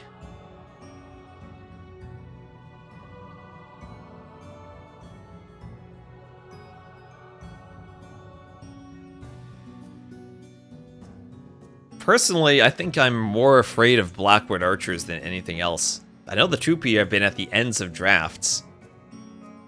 We saw them on the flank in that... Was it the final game of Andy KingstoNe, I believe it was that set? Or KingstoNe's team was the victim of Andy going for a very aggressive Vil fight and then Tupi Blackwood archers.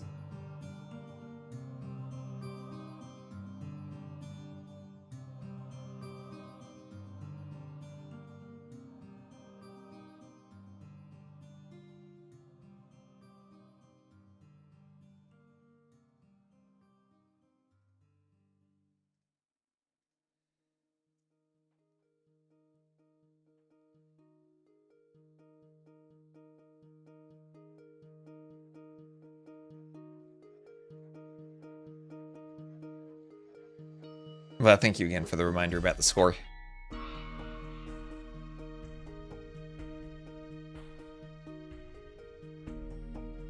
So, just waiting for everyone to filter in and join the lobby.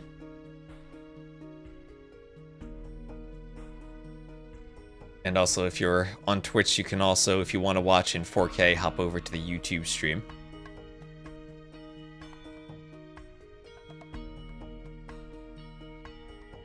And from here on out, now that I fixed my OBS issues, should be streaming everything in 4K. Seems like the quality and everything has been holding up.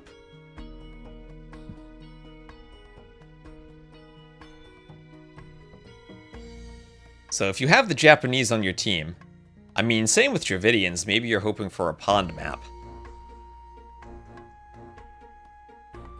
The Japanese would love to get ponds for their fish boom. Yasama towers can be good late game.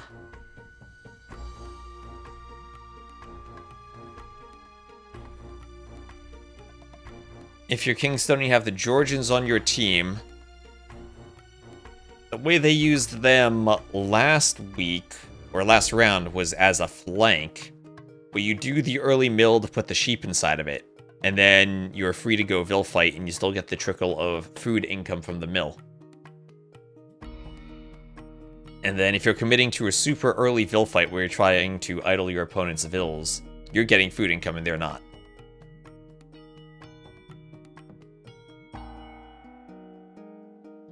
It does, though, require an awkward build of taking straggler trees for a long time before doing a lumber camp.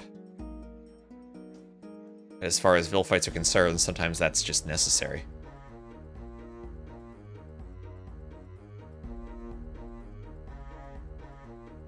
Alright, still looking at them in the lobby.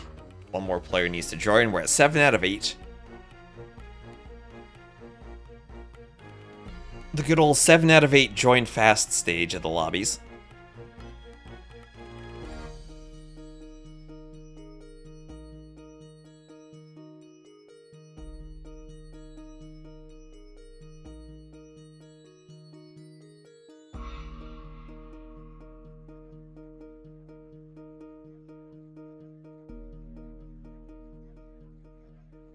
And Burgundians versus Franks is a matchup where if you're going Paladins, Franks will have the much better Paladins, but Burgundians probably the better eco for getting to them. In terms of Siege Onager civs, I don't think there is a Siege Onager civ for KingstoNe.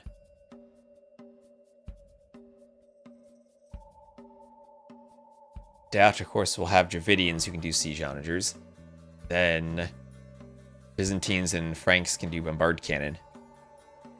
I think Gajurs kill Frank's Biz with their camels.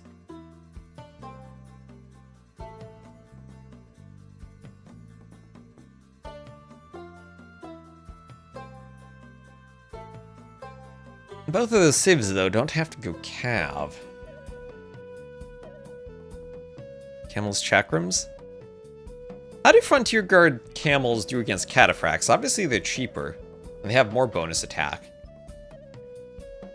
But it might be a situation where the elite cataphract, if you get there, ignores or absorbs so much of the attack in its arbor that it still wins. Because usually cataphracts beat camels.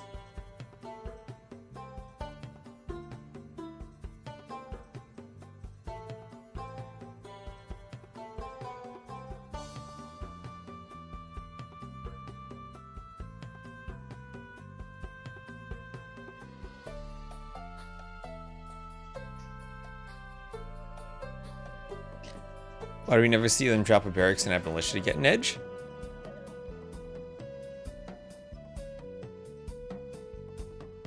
What do you mean?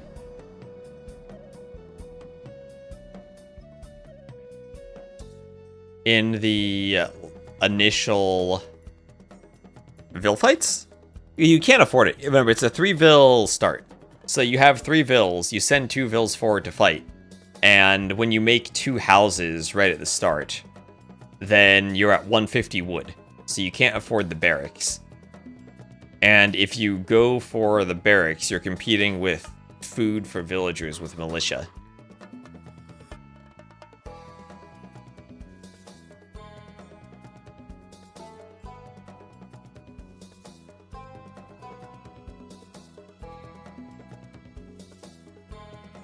So, I mean, maybe if you're the Inca, you could consider instant champies?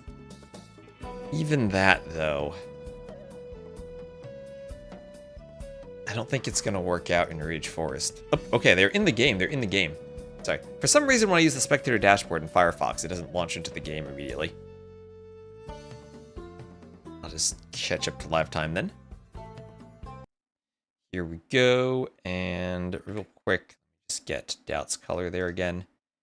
And just play it. So we'll have KingstoNe versus Matza here. Gujurs versus Maya to the southwest. And yep, KingstoNe immediately doing the put the goats in the mill. But this does require the pocket picking up your goats, so they have to take a bit of a detour on the way to the Ville fight.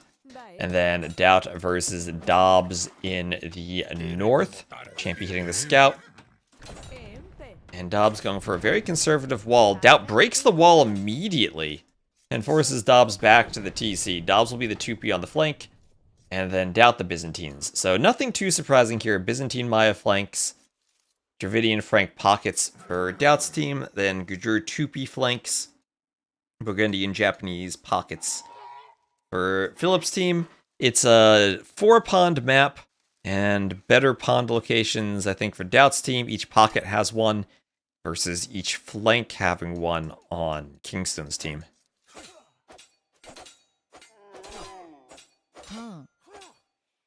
KingstoNe trying to keep that Ville with more HP. He'll go first for Matza's scout. And almost get it. Namaste. That camel scout gonna help out here. And walls go up for KingstoNe. Yes, he gets everything walled. Straggler tree, though, has to wall behind the straggler. Gets the wall up in time. Yeah, Matza, you can chop the straggler and palisade it to remove it and go through. But KingstoNe aware of that. More of a 3v1.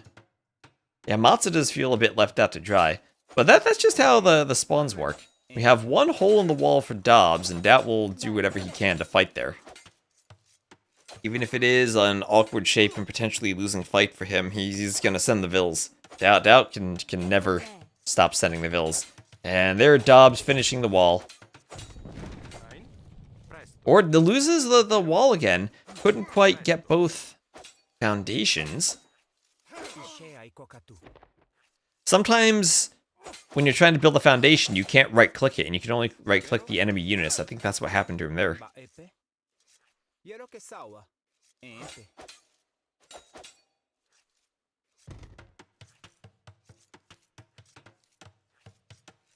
It would probably be nice if you could use the repair hockey to assign villagers to walls that are under construction. Or buildings under construction. DauT has to remember the wall there, and he will. So it looks like those walls will go up without a contest from Dobbs. Dobbs could heal the champion a bit if he wants. And yeah, KingstoNe versus Matza, DauT versus Dobbs. Hopefully I've been saying that right. But as you'd expect, the pockets go to boom in the ponds. There is DeGao going forward for his team.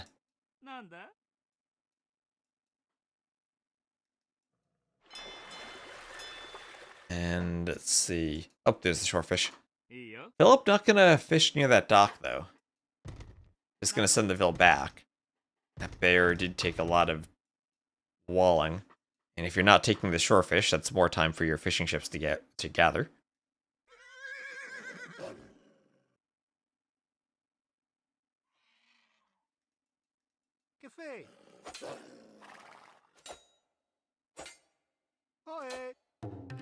Oh, look at the house micro from Raven. Nicely done. Oh, that's great. When the bear is atop the house, you don't need to start building it. As long as the Ville and the bear are both on top of the house, you right-click the house and the bear walks off. The Ville will do some type of spin move. But while that was going on, the scout was continually attacking the bear. Nicely done. Nicely done. I'll have to remember that for my own wolf fights. Reminds me of those Alcatraz speedrunning scenarios we had a while ago. So, double Borlore from DauT. This is a very far Borlore. Philip can do a house in Diagua 1 at least.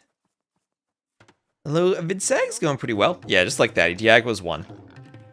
Tiny bit of wood spent on the foundation, but he's happy to diag with more. And there is KingstoNe up to the feudal age. And we talked about this before the game, but he did this last week as the Gajurs. You take the flank, you put your goats in the mill. He missed 2 of them, but that's always the difficulty of the flank. Sometimes they're not in the path of your pocket for them to pick them up. But 6 of them there. Maybe he'll just take the goats under the TC, or the geese.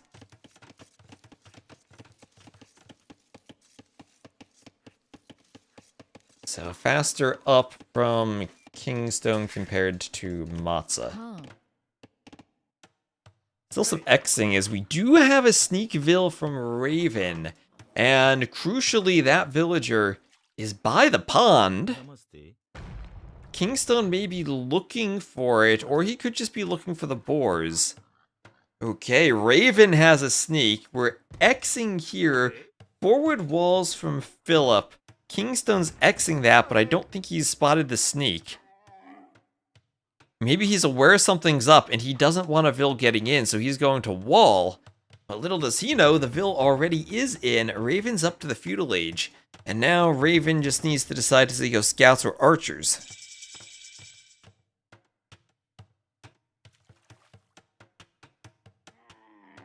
And now camel in for KingstoNe. And will he see it? He doesn't see it! He's a tile or so away from scouting the forward. If a building goes up, he'll probably see it, but that won't happen until feudal. He knows where to scout. He knows any sneak would go for the pond, but he just missed seeing it. There's Matza up. Maybe he'll double back. He's going to scout this corner. He's a tile off, and he doesn't see it. Here comes a villager. Will the villagers scout it? No, he's going to lure the boars, and he might use these a tile off from scouting the barracks. He was adjacent to it, and now he's going to use the camel scout to block the vills, and that'll mean Raven will have time to get the building up without being seen. He hasn't gone for a dock yet. There's now a bear involved, so now KingstoNe really is going to be paying attention to that lure. The same way as Miguel will be helping DauT.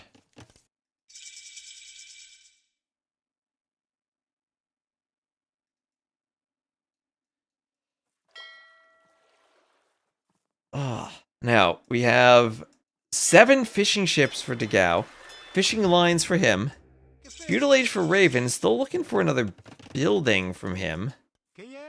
There's another double boar lure here. And I'll have an X in the back. Looks like a pair of boars there for Philip.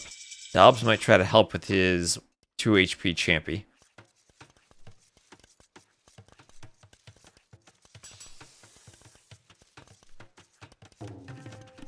And Raven using the market. Going up to the Castle Age. Castle Age also for DauT. But, man, the fact they just didn't scout that. Now they're going to have a sneak stable in their base. Now they'll have that sneaky stable. And it's going to be knights. Will this be double? Is this going to be double stable knights from the Franks? What's that Vil going to do next? What's the next building? I don't think there's any other action happening. DauT will stone wall. Now maybe they'll be keyed into some type of aggression without a forward. But with this stone, looks like, I mean, Dobbs could go for the forward castle. He does have the stone access. We'll need to send Vils back. And it'll be double stable Frank Knights from Raven. Oh, yes, 52% of the way up. He could do, yeah, even doing a few more scouts on the way up. Doing forging. So he can surprise and kill Vils.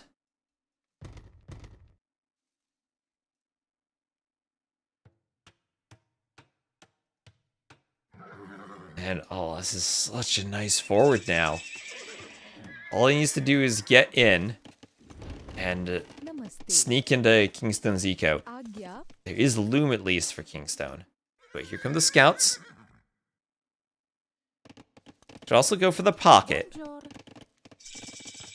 So on the other side we'll have TCs 1, 2, 3 for Miguel.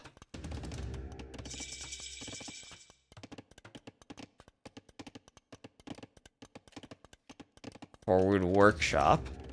Interesting. Hard to push the 2-piece and still have a castle.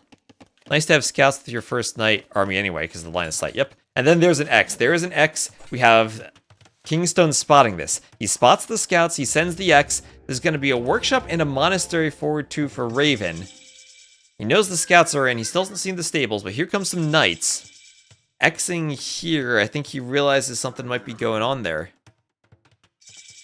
Oh, that's true. Frank Knights have more line of sight. That is their team bonus. Knights plus 2 line of sight. They can see a good distance.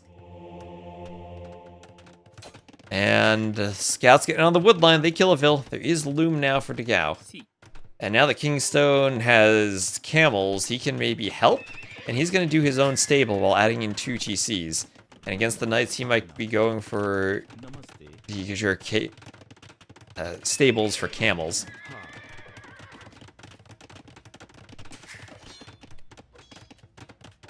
I almost combined camel and stable and said cable.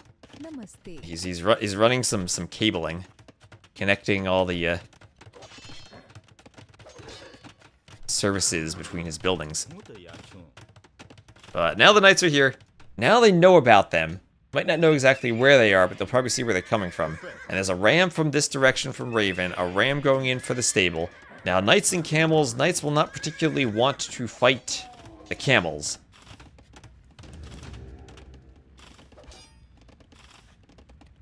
There will be a workshop for KingstoNe. And I hear the ram. Vil's trying to fight the ram, but Raven gonna kill a couple of Vils there. Vil counts for the teams are similar now. And you could your camels. I mean, could you really ask for a better unit for cleaning this? Problem is gonna be monks, though. Conversions will be absolutely key. And Raven will need the monks to keep the camels away from his knights. Frank's... Their monk tech tree, not the best. No atonement, no redemption. I mean... They have everything else. Not those two. And he's going for the mill. Raven's going for the mill. He needs to convert the camels. He's late on microing the monk. That monk with the relic is just going to bring the relic to the camels. The camels will jump that monk. But the geese now will be ejected from the mill. One of them will be captured by the ram. Knights fighting camels, they pick off one. There was one conversion in there that helped. This is mangonels on both sides on the north between Dobbs and DauT / Miguel. No one really making progress there. Fishboom added in there for DauT. And plumed archers for Matza, right now walled out. And KingstoNe will hope to keep it that way, but the plumes can kill a couple of Vils. Despite this, though, Team DauT is down in Vils. In total, KingstoNe's team is pulling ahead. Here comes some knights, but there's a monk now, and the workshop should come up for KingstoNe. Double walls, so you can't just siege tower over. And Matza will have to go for a ram.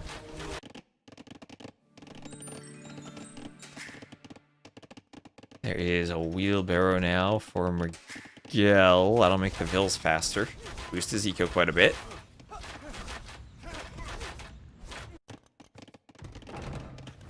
And a mangonel here for Dobbs. Still defending. This side is still mangonel stalemate. I'm just really interested in seeing the 2P booming rather than pushing with the castle. And Blackwood archers can be very scary and imp too. But then again, you are against DauT, who is Byzantines, and who already is imp. So DauT doing chemistry, he's going to get bombard cannon now. Byzantines, one of the best fast imp civs, and is 23 minutes in, and DauT is going to have bombard cannon.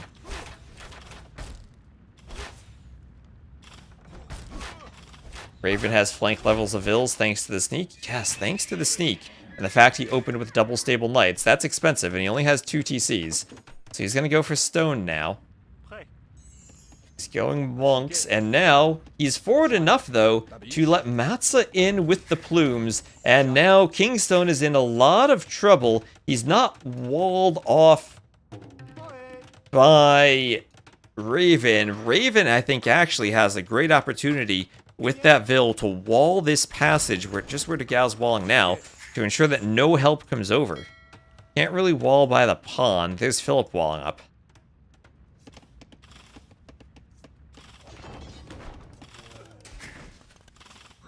Falling up so the flank can't get to the pocket. Mangonel's shots need to land on the plumes. The plumes are just killing Vills, going for the Mangonels. Plumes have a lot of HP. They're fast and mobile. Nice Mangonel shot from KingstoNe. Kills all of the plumes with 2 Mangonel shots. Loses his starting TC though to the Rams. But those were some great Mangonels. And now the cannon is out for DauT. So DauT is pushing. His team's certainly down in Vills thanks to the fast imp and also aggressive pocket approaches. Looks like this might have been re-walled. I think it's still open. But Matza will need more military to get through. And he's going monks as the Maya. The Maya do not have the best monks. They do not have redemption, and imp they'll lack illumination. And the plumes there along with the ram will try to keep this open. Ram going for the house.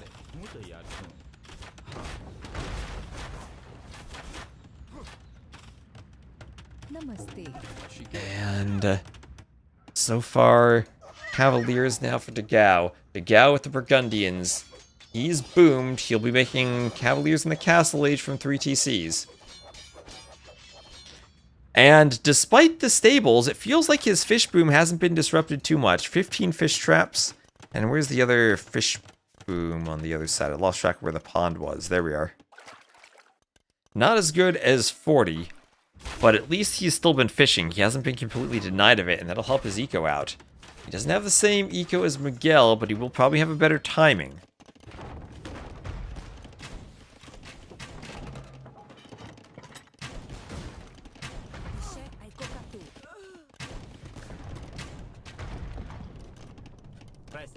Cannon take out the workshop, and they'll go for the towers now.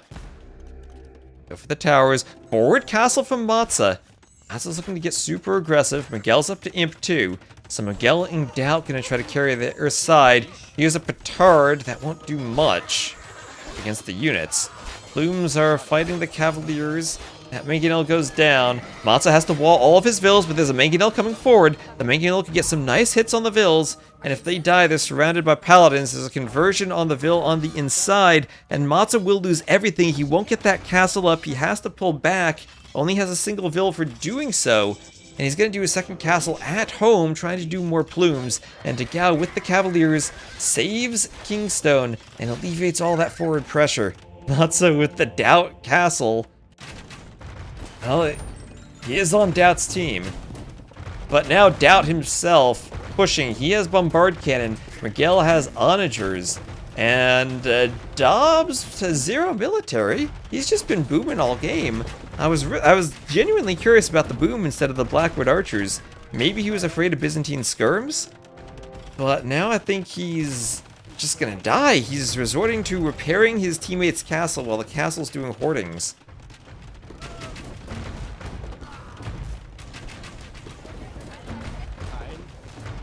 And this castle... go down in the south. Matza still with double castles defending the entrance to his base. Pretty much tied with KingstoNe in score, down by about 10 Vills. And one defensive treb probably won't cut it for Philip here. Yeah, I mean, Japanese trebs with Catapulto and Siege Engineers are very nice. But against Bombard Cannon, you probably need a bit more than just one treb. And there are more castles here. There's Catapulto being finished.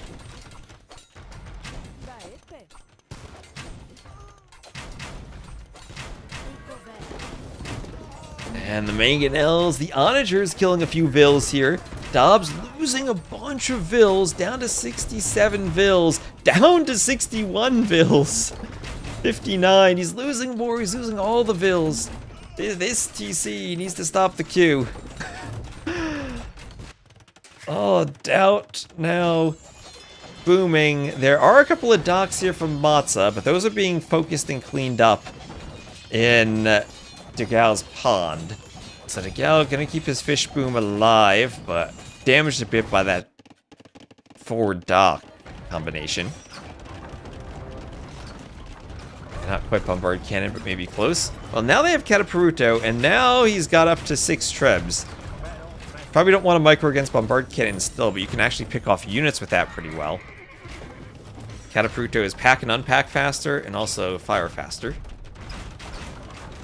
Let's double check that. It is... Yeah, it doesn't give us the attributes.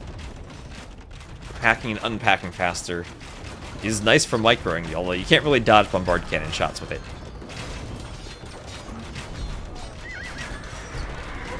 So siege elephants from Miguel. I know the score lead is on KingstoNe's team. And the pockets are both boomed. I can't help but feel, though, that DauT's team actually has the lead now. There's no pressure in the south, and everything has to push in the north, where there are a lot of elephants from Miguel, and there are already halbs to deal with the paladins, and these are only Burgundian paladins. Desperate repairs on the castle. This will be huge. That's a huge investment into the elephants. If DauT cleans that without losing the castle, and he will save the castle. That's maybe leaving the Trebs exposed. Can the Paladins get there in time? And looks like Miguel isn't going to push the Trebs now. He's going to pull back and try to take an engagement where he won't sacrifice elephants for Trebs. Maybe he needs a few more halbs here against the Paladins. And all of a sudden, DauT coming to this side has saved the day for Dobbs.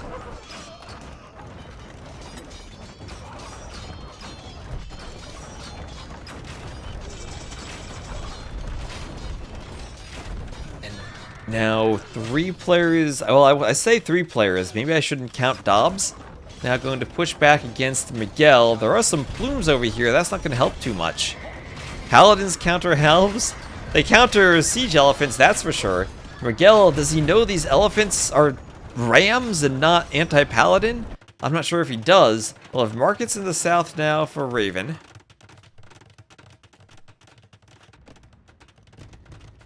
As DauT's team will be trying to start trade. I don't see much trade.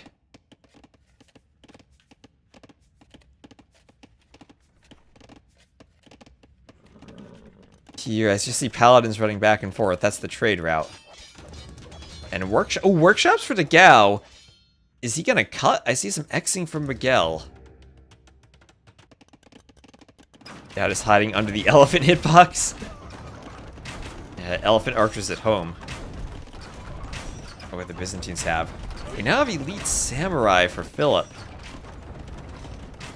Can Philip actually push this, though? Because DauT is contributing. And Byzantines, of course, can add halbs, too. If he gets to that stage.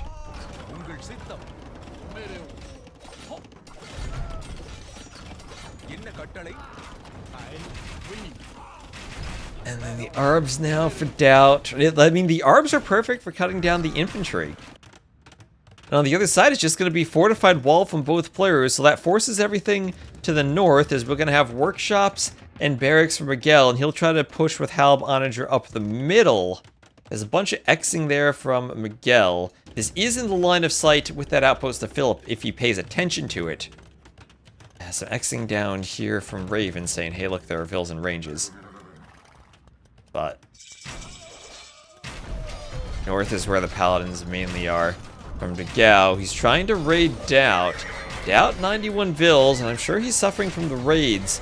And maybe, just maybe, he doesn't have enough arbs yet. And the siege elephants from Miguel. I'm surprised to see so many siege elephants.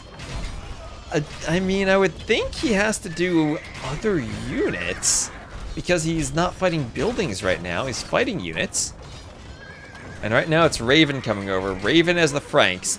He has the Paladin upgrade on the way. The Franks will have the better Paladins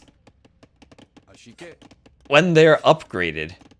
And there is the upgrade clicked. Now, with a bit of a cut, the plumes from Matza are in. There's no trade for them to raid yet, but they are in. Actually, wait, there is trade. There are 22 trade carts here. All right, from Philip. Philip has established some trade. But we'll be losing his vills as the plumes rush forward. And take them out on the gold mine. And this is a nice push up the middle. Here is the cut, though. There's a cut from DauT, and we have some stone walls from Raven and outposts. Raven has walled a lot of the forest, but hasn't walled all the forest. And DauT could cut out here in the trade. As this push in the north feels like it's continuing. Lots of paladins from DauT, and these elephants are still... I'm questioning them from Miguel. Lots of wood, but no imp. Raven sending the Cavaliers before they become paladins, and they are mowed down by the Japanese halbs and heavy cav archers. These elephants from Miguel aren't really doing anything. They die so easily to any melee unit. And it's not like they're ranged units where they're acting as rams, absorbing arrows, like you'd have in those old Ghost Lake Mayan mirrors.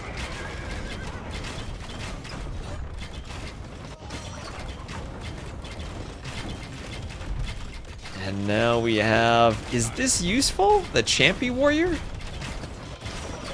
It's... Could get a lot of Pierce Armor. Plate Mail Armor Elite Champy Warrior, the Champy Champion. And it won't take much damage from the Arbs, only 2 damage, but very low HP. And it's happy to raid. Meanwhile, though, Paladins from the cut from DauT have managed to get in, and they are in the trade. They're also destroying docks. That'll disrupt some of the food eco from Miguel, who really does need the food eco. A few Paladins can take down docks. This gate from Philip is being held open. Huh.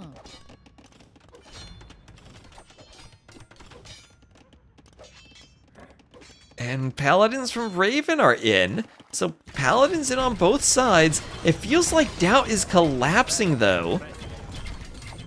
But he is the Byzantines. If he gets some slaying, he just try to get to a huge mass of Arbalests. But he's down to 37 Vils, and the team has not been able to stop this push. This push has just been too strong. At the same time, though, Miguel is pushing into Philip's base. The Pockets eco is getting raided. Is this enough? He's right in the trade. Well, no trade for anyone once these trade cards go down. And this is a great push for Miguel. Would they trade DauT for getting position in the middle of the enemy base? They're cutting them in half. There's going to be no trade here for Team KingstoNe. No trade. At the same time, though, Elephant Archers from this cut have poured forward for KingstoNe as the Gajurs, and he is destroying fish. So both players having fish go down, or ponds go down. Elephant Archers picking off the fishing ships now. So there goes a lot of the economy. But the castle is forward for Miguel. And if Raven and Matza can hold this somehow and stop the push, they might be able to have a very forward base as Paladins from Raven rush forward. And the Paladins are raiding now. KingstoNe's team in total has more Vils, but DauT has managed to run some Vils from his base, and he's also walling up. So as long as he can wall and reboom, he eventually gets back into the game. And right now, even though the Paladins are here with the Elephant Archers, it's a lot of trade going down, but no forward castles. So I think that DauT's team can reclaim their trade route a lot more easily than KingstoNe's team can. Yeah, the Cav Archers and Halves will come over. The Trebs will come over.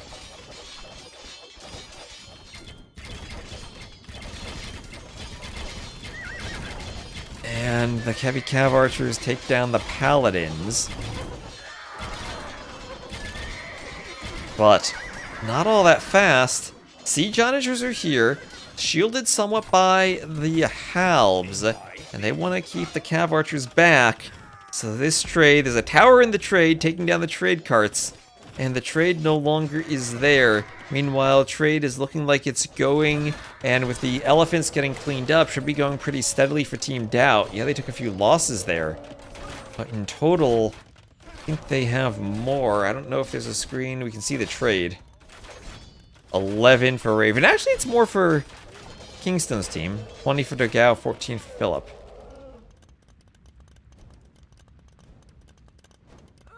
But this is cleaned now and re-walled, so this cut in those raids should stop. The trade here is completely walled from Matza. Now Matza's forward. They need to buy time for DauT to reboom. And at the very least, being in the trade maybe does that. But this probably won't last forever, is Philip's here with a couple of trebs. Miguel had done a forward TC to mine the gold, but he's basically here alone now. Not enough paladins from Raven. Raven down to 98 vills. He took damage in those raids. That's going to cost Miguel a forward castle. So trade died for both sides, but now needs to be added back. And everyone is doing so.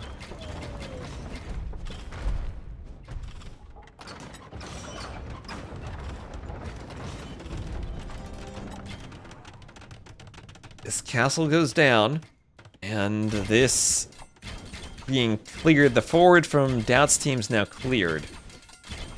And I think it's a challenge for DauT to boom back in time. He's trying to defend against siege rams with arbs. He's going to need siege from Miguel to do that. He's going to need onagers, and he'll need them fast. 51-minute horse collar. DauT has had a Byzantine game, that's for sure. Very weird setup as the Rams and Trebs push forward. Catapulto Trebs going first for the TC. And one of the worst feelings in AoE 2 is being raided while you're rebooming. You have nothing and then you have even less. As both players desperate to wall up, Barracks here for DauT. His teammates can sling him for units, but his team now needs some population. 45 vills for DauT. And he basically needs to triple that number before thinking about really getting back into the game in earnest.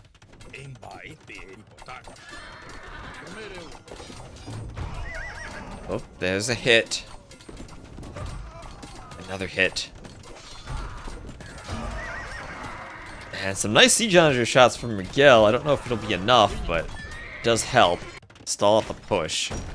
And Frank Paladin's still over here. This is a decent hold now. The Paladins will be unleashed to go forward. Gotta be careful the champions don't rush in. But this army now ready to go and fight the Trebs. That could be a lot of Trebs down for Philip. Down up to 55 vills. I mean, they can pack and run away easily, but more Paladins are pouring in through the breach in the walls. And the trebuchets are continuing to fall. They'll try to get some parting shots on the arms, but they are all going to go down. Now we'll have double help from the flank and the pocket. And in the south now we have a push. We'll have Matza losing a castle. Not Eldorado, Hulkins now. They renamed it Hulkins Eagle Warriors from Matza. But Matza now needs the support of the Frankish Paladins. They are supporting DauT at the moment.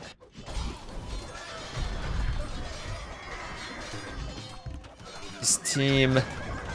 What a nice army composition from KingstoNe. Adding the elite elephant archers along with the Burgundian paladins. Neither of them full stats.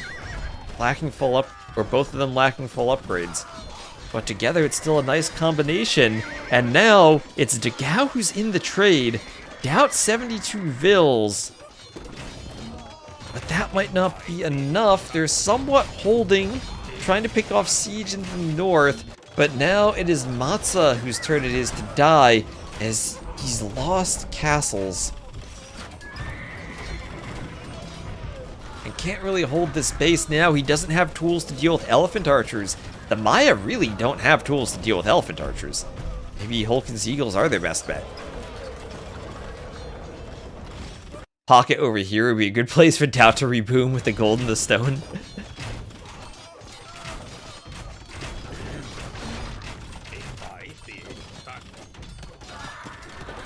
Paladins are still here for Raven. He's trying to hold. And this castle here doing hoardings for KingstoNe, I don't think it's being trebbed. That's a lot of skirms from Matza.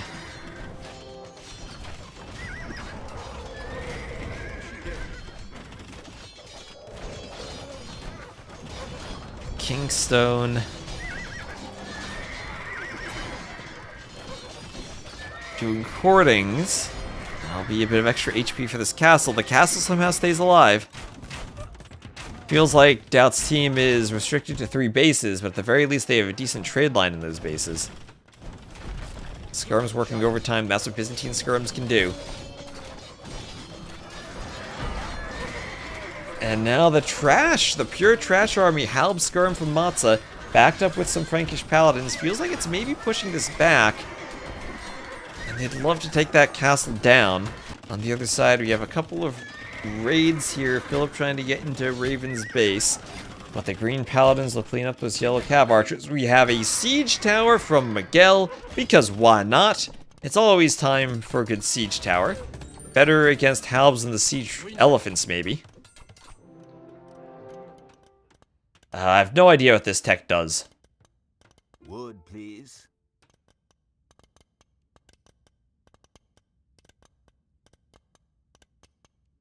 Oh, there you are. It's the champion attack faster. All right, champion attack faster. That did wrap my mind around that tech for a bit. And now Matza, who is on the verge of being pushed, was losing his base, is now getting enough halbs to push back in combination with Raven. Some Maya halbs plus Frankish Paladins. Burgundian Paladins really not going to want to fight this battle. It's the Elephant Archers from KingstoNe that also are not fully upgraded.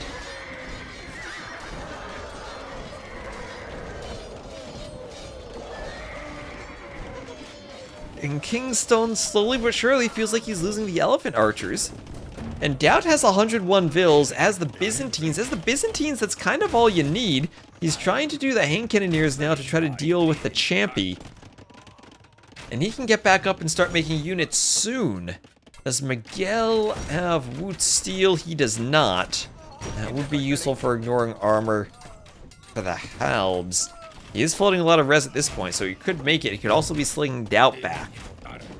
Chemistry on the way for Dobbs.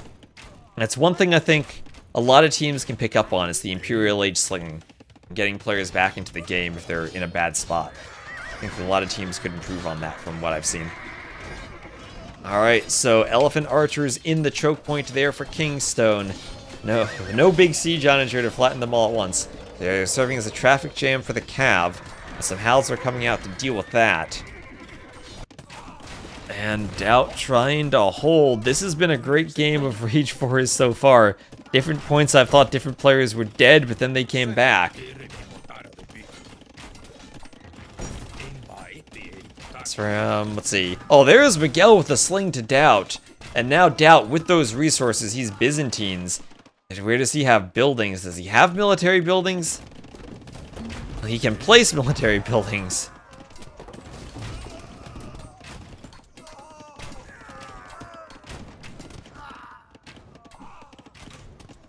And the halbs ready to fight the elephants. Elephants going down to halbs. Onager shots are there. Dravidians, halb, onagers as a civ. No siege engineers, so not the best siege onager, but it's still siege onager. And big fight with paladins in the south. I feel like the halbs are doing a lot of work from Matza.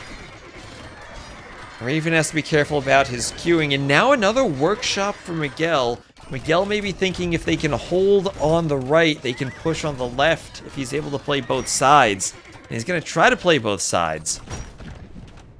Who is in the pocket? DauT and Miguel sharing a pocket now.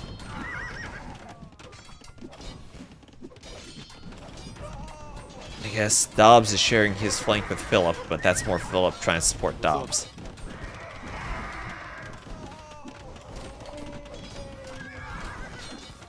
And now the Elephant Archer is focusing a Siege Onager. Siege Onagers need good hits here. And now another fight, as it looks like Philip has tried to turn with a few rams from Dobbs, and instead of pushing Miguel, turned to fight Raven. But Raven immediately is there with Paladins. Now a few Yasama towers, Yasama keeps even for the Japanese will go up. With Bombard Tower from DauT, he'll try to make some towers. But almost immediately the Paladins come and fight this off. The only downside is that there are quite a few towers that went up. And the Onager should be able to deny the final tower. The barracks are forward for Philip, so he can reinforce this. But the Paladins do save the base. The Paladins save the base. And now we'll have Coinage and Ring Archer armor. DauT on 153 vills. He was down to, what, 30 vills and is up to 153 again. He has reboomed.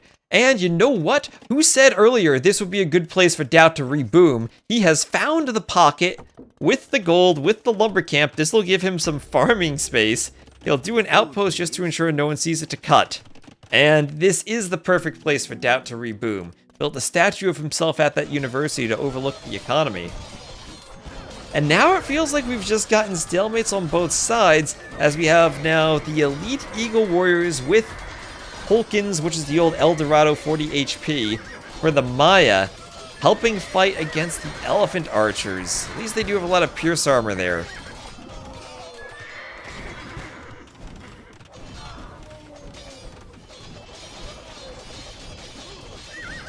DauT with 45 trade carts, 109 bills.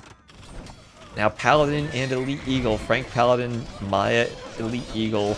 And then Skirms, they have the unique tech. They have Holcha Javelineers. That's the one. These keeps from the Gajurs will be annoying too. Bombard Cannon now from Dragao.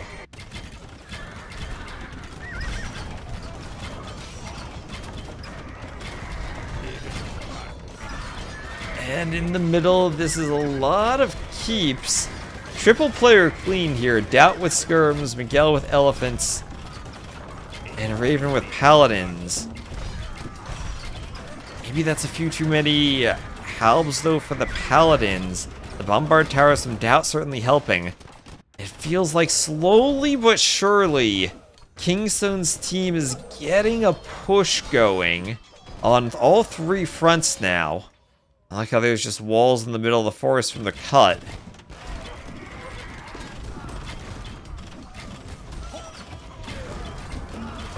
And some good onager shots, but will that be enough? Lots of cav archers now. Philip going Japanese halb and heavy cav archer. Sniping onagers, the bombard towers slow down the push, but maybe that's not where the push needs to be, as paladins are starting to get into the trade. Dagao's paladins raiding the trade. The elephant archers from KingstoNe can get down there too. And the bombard cannon, they're sniping trebs. They can start taking out the ranges. Why is Miguel not making elephant archers? DauT can do the pikes. That might be a play even. That would require sharing resources around a bit. DauT 7k wood. Maybe we could have used more farms up here. And he's trying to do a bombard tower, but might lose the bills. You probably get that. I'm worried about the trade now for DauT's team, as these elephant archers are so close, and there will be potentially archery ranges in the trade. Matsu doing what he can with the halbs to try to deny that. At least one range will go up. Yes, it will. Or two ranges back to back. That's some good forward elephant archers. DauT still is here with the paladins, and now all the flashing lights are on DauT's team's side of the map.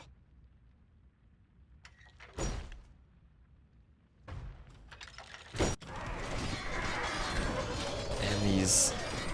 I mean, what do we have here? Maya, Dravidians, and Byzantines. This is like skirm heaven on this team. But skirms are not gold units, and they're struggling against these elephant archers. And they're struggling against the Yasama keeps too. The bombard towers are not enough. Did DauT do Greek fire? He did do Greek fire for the bombard towers. Does he have any towers left? Yes. Should shoot a flaming cannonball. Yes, there it goes. Flaming cannonball. Go, go, go. Right at its base. Give me a good flaming cannonball. Oh, the tower goes down. He's going to try to do more. There we go. Flames behind it. That's just pretty cute. Yeah, I think DauT's team has now lost their map control. Desperately, Raven is trying to fight in his base while saving the trade. The halbs are here from Matza. That might just be too many elephant archers and too many paladins.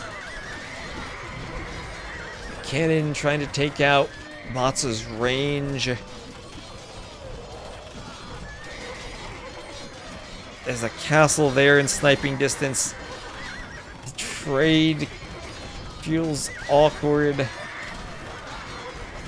3 players on this team still have 40 trade cards, but that's nothing compared to the 58, 62, and 50 on the other side. Only 16 though for Dobbs, but as the 2P, maybe he just gets his own res from defeated units.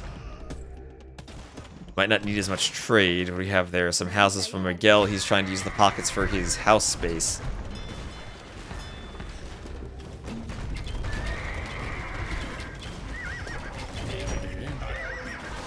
is a good raid now, as there are the GGs from Miguel, and KingstoNe's team will win 2-1 over DauT. Man, that was a crazy game. I thought DauT's team had the reboom. At one point, they had a castle forward here. They were in the other team's trade, but they couldn't quite hold it. And slowly but surely, KingstoNe's team pushed. DauT was rebooming. The team was swapping units to the Hulken Eagles, to the Frank Paladins, to the Bombard Towers and Siege Onagers, but they just couldn't figure it out. And KingstoNe now leads his team to a win. DeGao had 899 kills and collected 166,000 resources that game. And DauT's fast imp with the Byzantines doesn't get the job done. And congrats to Team KingstoNe for winning 2-1. First upset with a lower seeded team beating a higher seeded team. Oh boy. First upset of the tournament. Up and Capture Age crashed. Hopefully the stream didn't crash. Oh, but DE updated. It gave me a news update. Maybe the game updated? Okay, just in time, because DE itself is probably gonna update now. Is there a patch? Announcements. Oh, there is a patch. Oh, they announced the Viking DLC. Oh, they have even more civs. When is this going to be released? Is there a release date? I've heard about this. Coming soon. I hope they don't release it in the middle of sudden disaster and make us update the patches. Yep, okay, we're done with Rage Forest. Do we read the patch notes now? Hold on, let me just check this off. So DauT loses. And KingstoNe gets the victory. Alright, so let's read the Viking DLC announcement. If I can get it open. It's on Steam.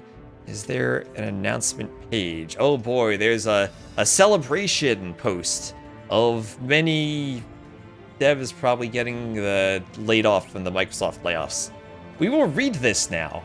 So we will read this. Let me do a quick, I'm just doing a quick ad. I'll change my title. And then, new Vikings DLC announced. Reading the notes. All right. I'll be back in just a moment. Let me run to the bathroom. We'll do an ad, then we'll read this.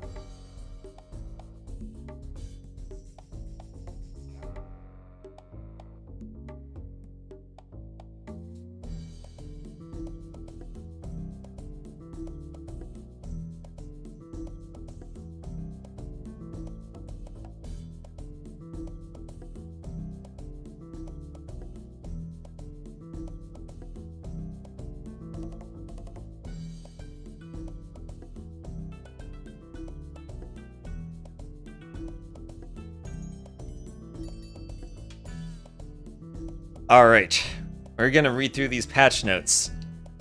Celebrating Age in 2026, where we're at, and where we're going. I wonder if this will mention the layoffs, or the voluntary retirement packages that were accepted by many people at World's Edge recently. Probably not. So, AoE 3, they are now finishing the DLC that they had started and canceled. Let's see. The first 6 months of 2026 have been filled alliteratively with memorable moments. Good thing those moments are memorable.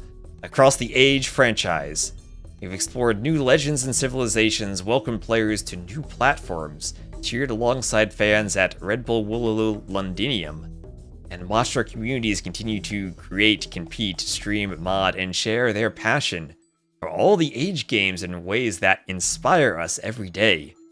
Before we look ahead to what's next, let's join us as we take a look at some of the highlights from 2026 so far, and share a glimpse of what still lies ahead for Age of Empires. I know that you want to avoid M-dashes so that you don't look like AI writing, but you can't replace an M-dash with a simple hyphen. That's not how writing works. If you're gonna use the M-dash, at least commit to it. Alright, should I get my, I should probably get a webcam up so I can read through this. Where are we going? Where is my webcam? Got too many things here. There we are. Bring this camera up. Got way too much going on in OBS. There, and this will be, put it over here. Alright, there. Alright, so the last Chieftains, we went to South America. 3 saves, 3 new campaigns, and I made a bunch of tournament maps. Let's see, Age of Mythology Retold, Expansion Pass. Yeah, they have a Battle Pass with, like, some, like... They literally added Blood and Bones as a DLC thing, which kind of scares me for AoE 2, because if there's one thing people complain about, it's that they took all of the, like, death corpses and, like, skeletons out of the game. And the Age of Mythology added that back as a DLC. So Age fans headed to London for Red Bull. U-Phase Legacy expanded AoE 4. Wonderful. 6 years after launch, and AoE 2 is still expanding. With The Last Chieftains, made a Mac version which doesn't have crossplay with Steam. The world got its first look at the upcoming Raiders of the North expansion for Age 4 during the Xbox in all caps showcase. And they're adding the Scots as a civ. And they closed out the first half of the year. This is not a celebration. This is a scam. Do not play that. It's a microtransaction mobile game designed to steal money. I'll scroll past that. And they don't mention the layoffs. And across 75 million players who have Age, one game or another. Blah, blah, blah. Check out the social channels providing insight, the data mining stuff from people. And here's a preview for the rest of 2026. Age 4, we're going to skip that. We don't care about Age 4. More Norse, of course, coming this fall with Age of Empires 2 Definitive Editions, the Viking Sagas. Is this AI art? I hope not. If it's not, it looks like it. It'll be ranked only. We're getting there. We're getting there. Raiders of the North isn't our only foray into Scandinavian stories this fall, as the next expansion for Age 2 DE is the Viking Sagas. Kind of weird that they're not positioning the Age 2 DLC as the main item. That's just a weird setup of the marketing. But the Viking Sagas brings 3 new civilizations, the Danes, the Saxons, and the Varangians. Use the Danes' unique Jom's Viking unit to raid and hurl flaming torches.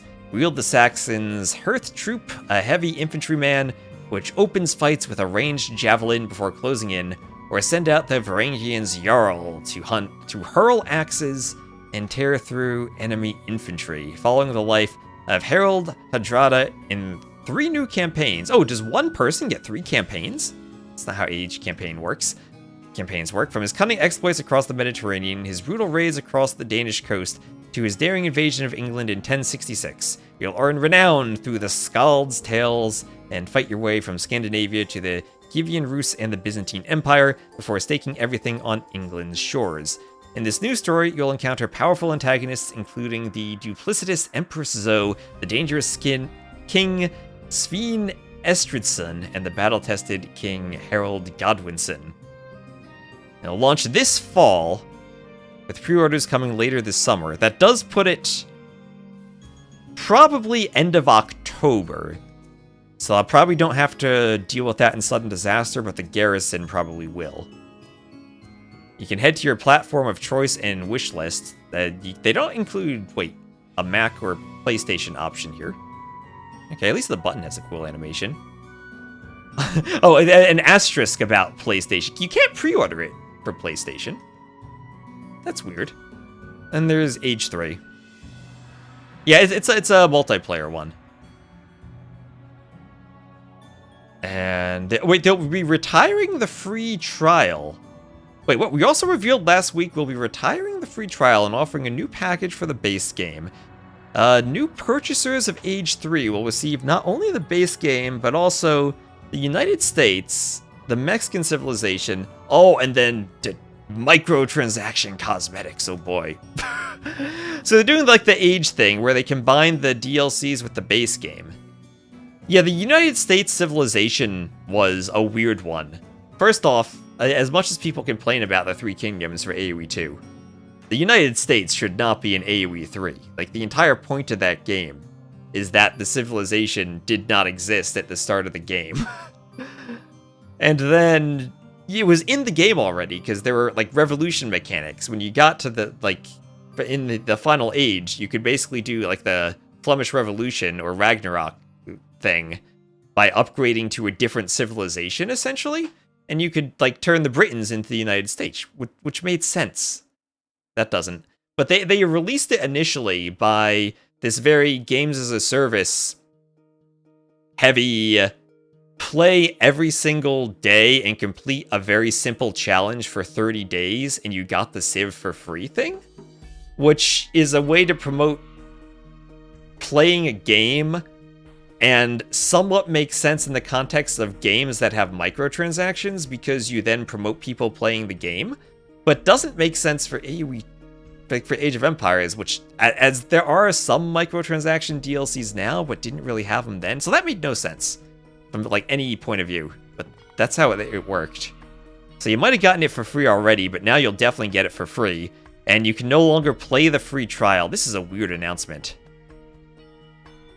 That is a very weird announcement. Okay, so this is, as I said, this is a scam. Do not play it. It is horrible. Alright, so of relevance is probably end of October to early November. There will be a new DLC for AoE 2. Sounds like there are going to be 3 new civilizations. Hurl flaming torches. That was my idea for a unit. The torch thrower. Like a Tarkin, but you throw it. That was my idea a while ago when we needed to... I was brainstorming, how could you counter monks? Obviously, you have a unit that burns them. Doesn't do damage to anything else, but you throw torches at them. Make it, like, from the archery range. Give it conversion resistance. Low damage to anything else. Give you another option against monks. That's probably not anyway what it's gonna do, but that was my idea. Like an infantry Tarkin. Yeah, the robes are flammable, right? You burn them. That's how you deal with them. Alright, so... yeah, I mean, just like my opinions of DLCs, I genuinely don't feel like civilizations add much to the game at this point. The campaigns, if you like the campaigns, they're nice. I feel like there's a lot of things in the game that don't work right now.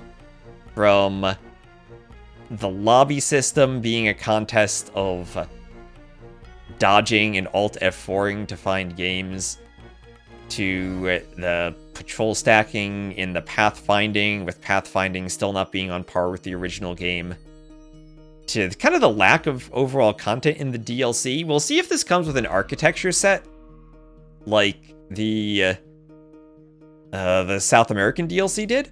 But a lot of the DLCs were just tacking on to existing graphics and felt like they were kind of missing content compared to when they did the African Kingdoms or the Rajas for HD. They didn't, all the DLCs haven't come with new maps either. Or game modes. Remember, African Kingdoms introduced Sudden Death as a game mode. And introduced the special maps like Snake Pit or Enemy Archipelago or Frontline, which have been really nice additions to the game. Inspired a lot of map scripting changes in the user patch too. It just kind of feels to me like they're not fixing things that need to be fixed, and you can kind of see that in DLC scores that have consistently been going down over time. And it feels like the game is kind of half abandonware, half slop.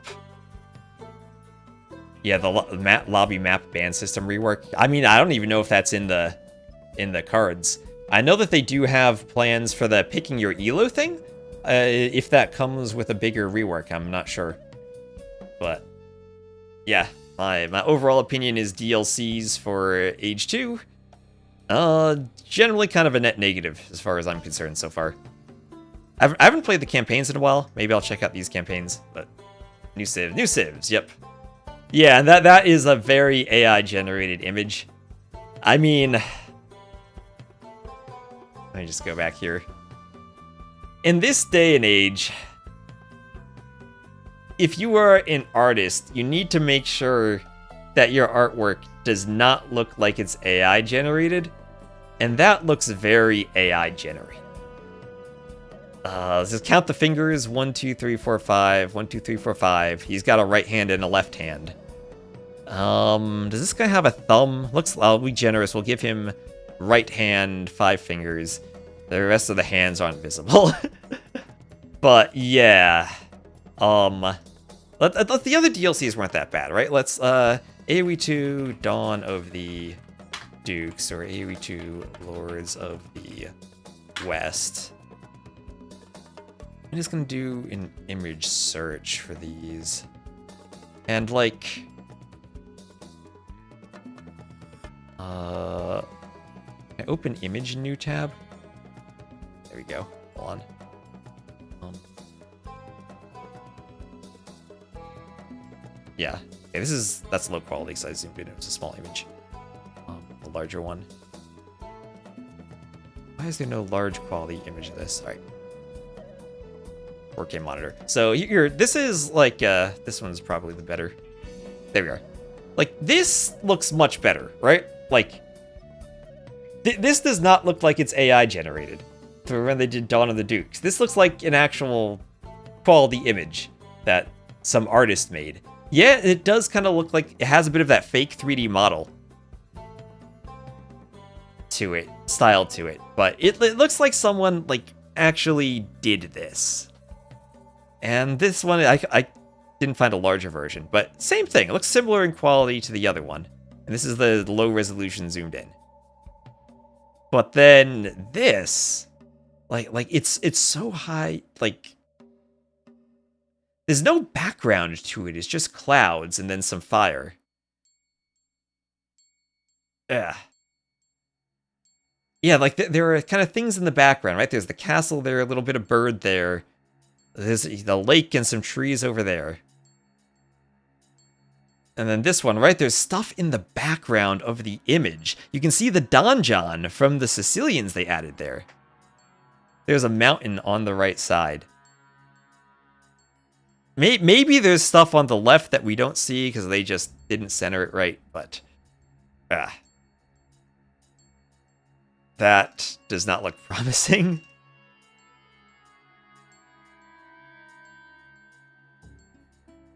Yeah, so I think my advice for everything in the games industry these days, never pre-order anything. Wait for it to come out. And honestly, for AoE 2 DLCs, the best thing is probably wait until it goes on sale on Steam, because it goes on sale pretty often.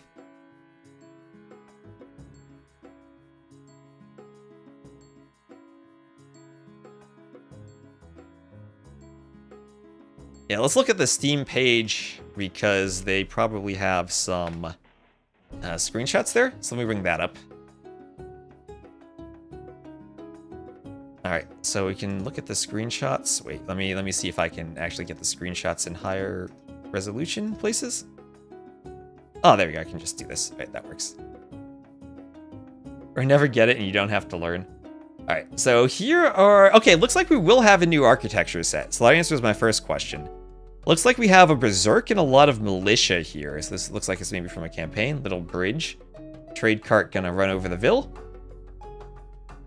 Alright, so little paths, different roads. Are those... is that a new terrain or a new object? Okay, that's interesting. Kind of curvy roads. Feels like, I don't know, that doesn't quite fit the AoE 2 art style, but maybe it'll work. We'll have to see how those are used. Probably a campaign thing. And then this... Got some longboats. So lots of longboats. They look maybe slightly different. The sails, maybe I'm just not used to them being standing still. All right, there's a big tower here. That looks new. I don't know what is necessarily new buildings versus architectures, but this looks like a new building, probably a castle for this architecture set. This looks like some type of... Is this one building? Okay, yeah, not sure what the new buildings are. We can see guys with shields here. And a guy with a spear. That looks like he'll be some type of spear thrower. Looks like a wonder.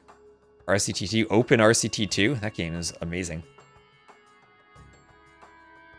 And then we'll have a big tower here.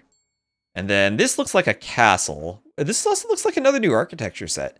So this might actually be more high effort in the architecture graphics. Which makes me wonder, do they have AI technology to generate the graphics now? Yeah, this might be a fortified tower from a campaign. I have a few more stuff over here. And then back to those curved roads again. Some walls protecting a keep. These things look like they might be new. I'm sure someone will have a Reddit post that zooms in on every little thing and tries to figure out which unit is which based on the description. Some horses. Oh, that's actually cute with the elevated roads around the market and the dock. That'll be a nice eye candy thing for scenarios. That's really nice there. That looks very Age of Mythology inspired. That, I'm guessing, university statue. Oh, big tree. Beached whale. They're using the beached whale graphics again. More longboats. They got longboats in all colors here. I guess they don't have any new ships then if it's just longboats. That's a longboat on land.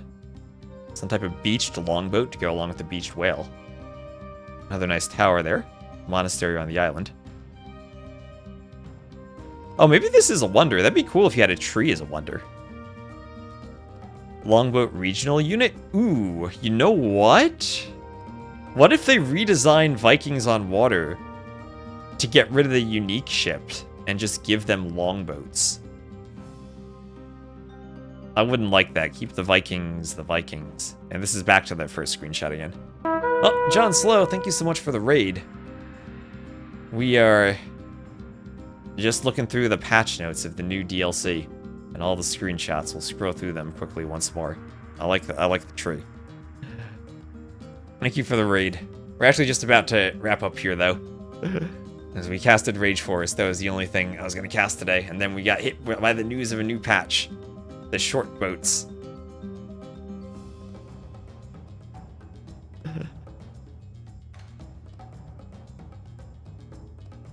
I'll add this to the...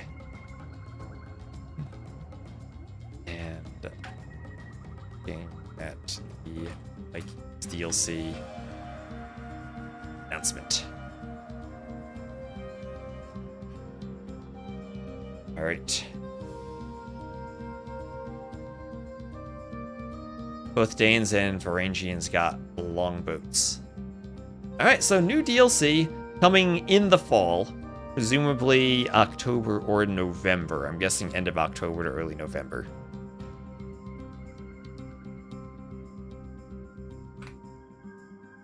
And I wonder if it'll come with any type of pathfinding fixes. It didn't say anything about breaking up the Vikings, so I'm presuming this is in addition to the Vikings. any link. Here is the Steam link. And then here is the announcement link. I'll post both links in the chat. I'll go post them over on YouTube too, in case anyone there wants to see them.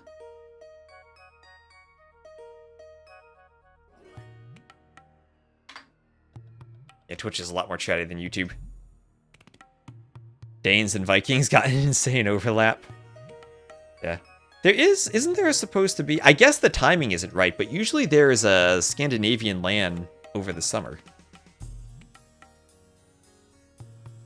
Will we be able to play best of 7 4v4 with no repeated civs after this DLC? Well, 56. So 7 times 8 is 56. So, yeah. We could play best of 7 4v4 with no repeated civs.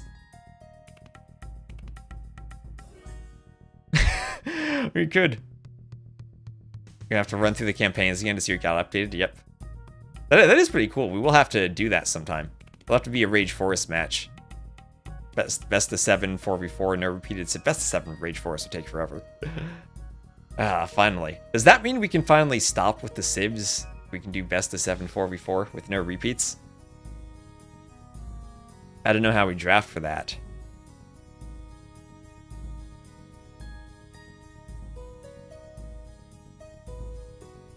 But, yeah.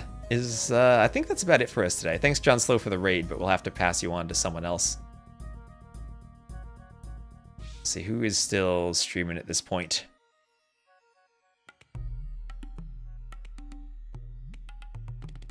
Let's see who's online.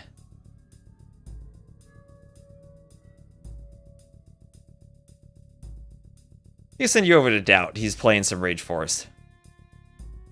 So we'll end on YouTube and we'll go raid DauT on Twitch. So thank you all for watching. We will be back tomorrow. Jordan versus Samaro, I've been told, is happening, but it doesn't have a time yet. So we will watch that. Thank you all so much for watching, and I'll see you next time.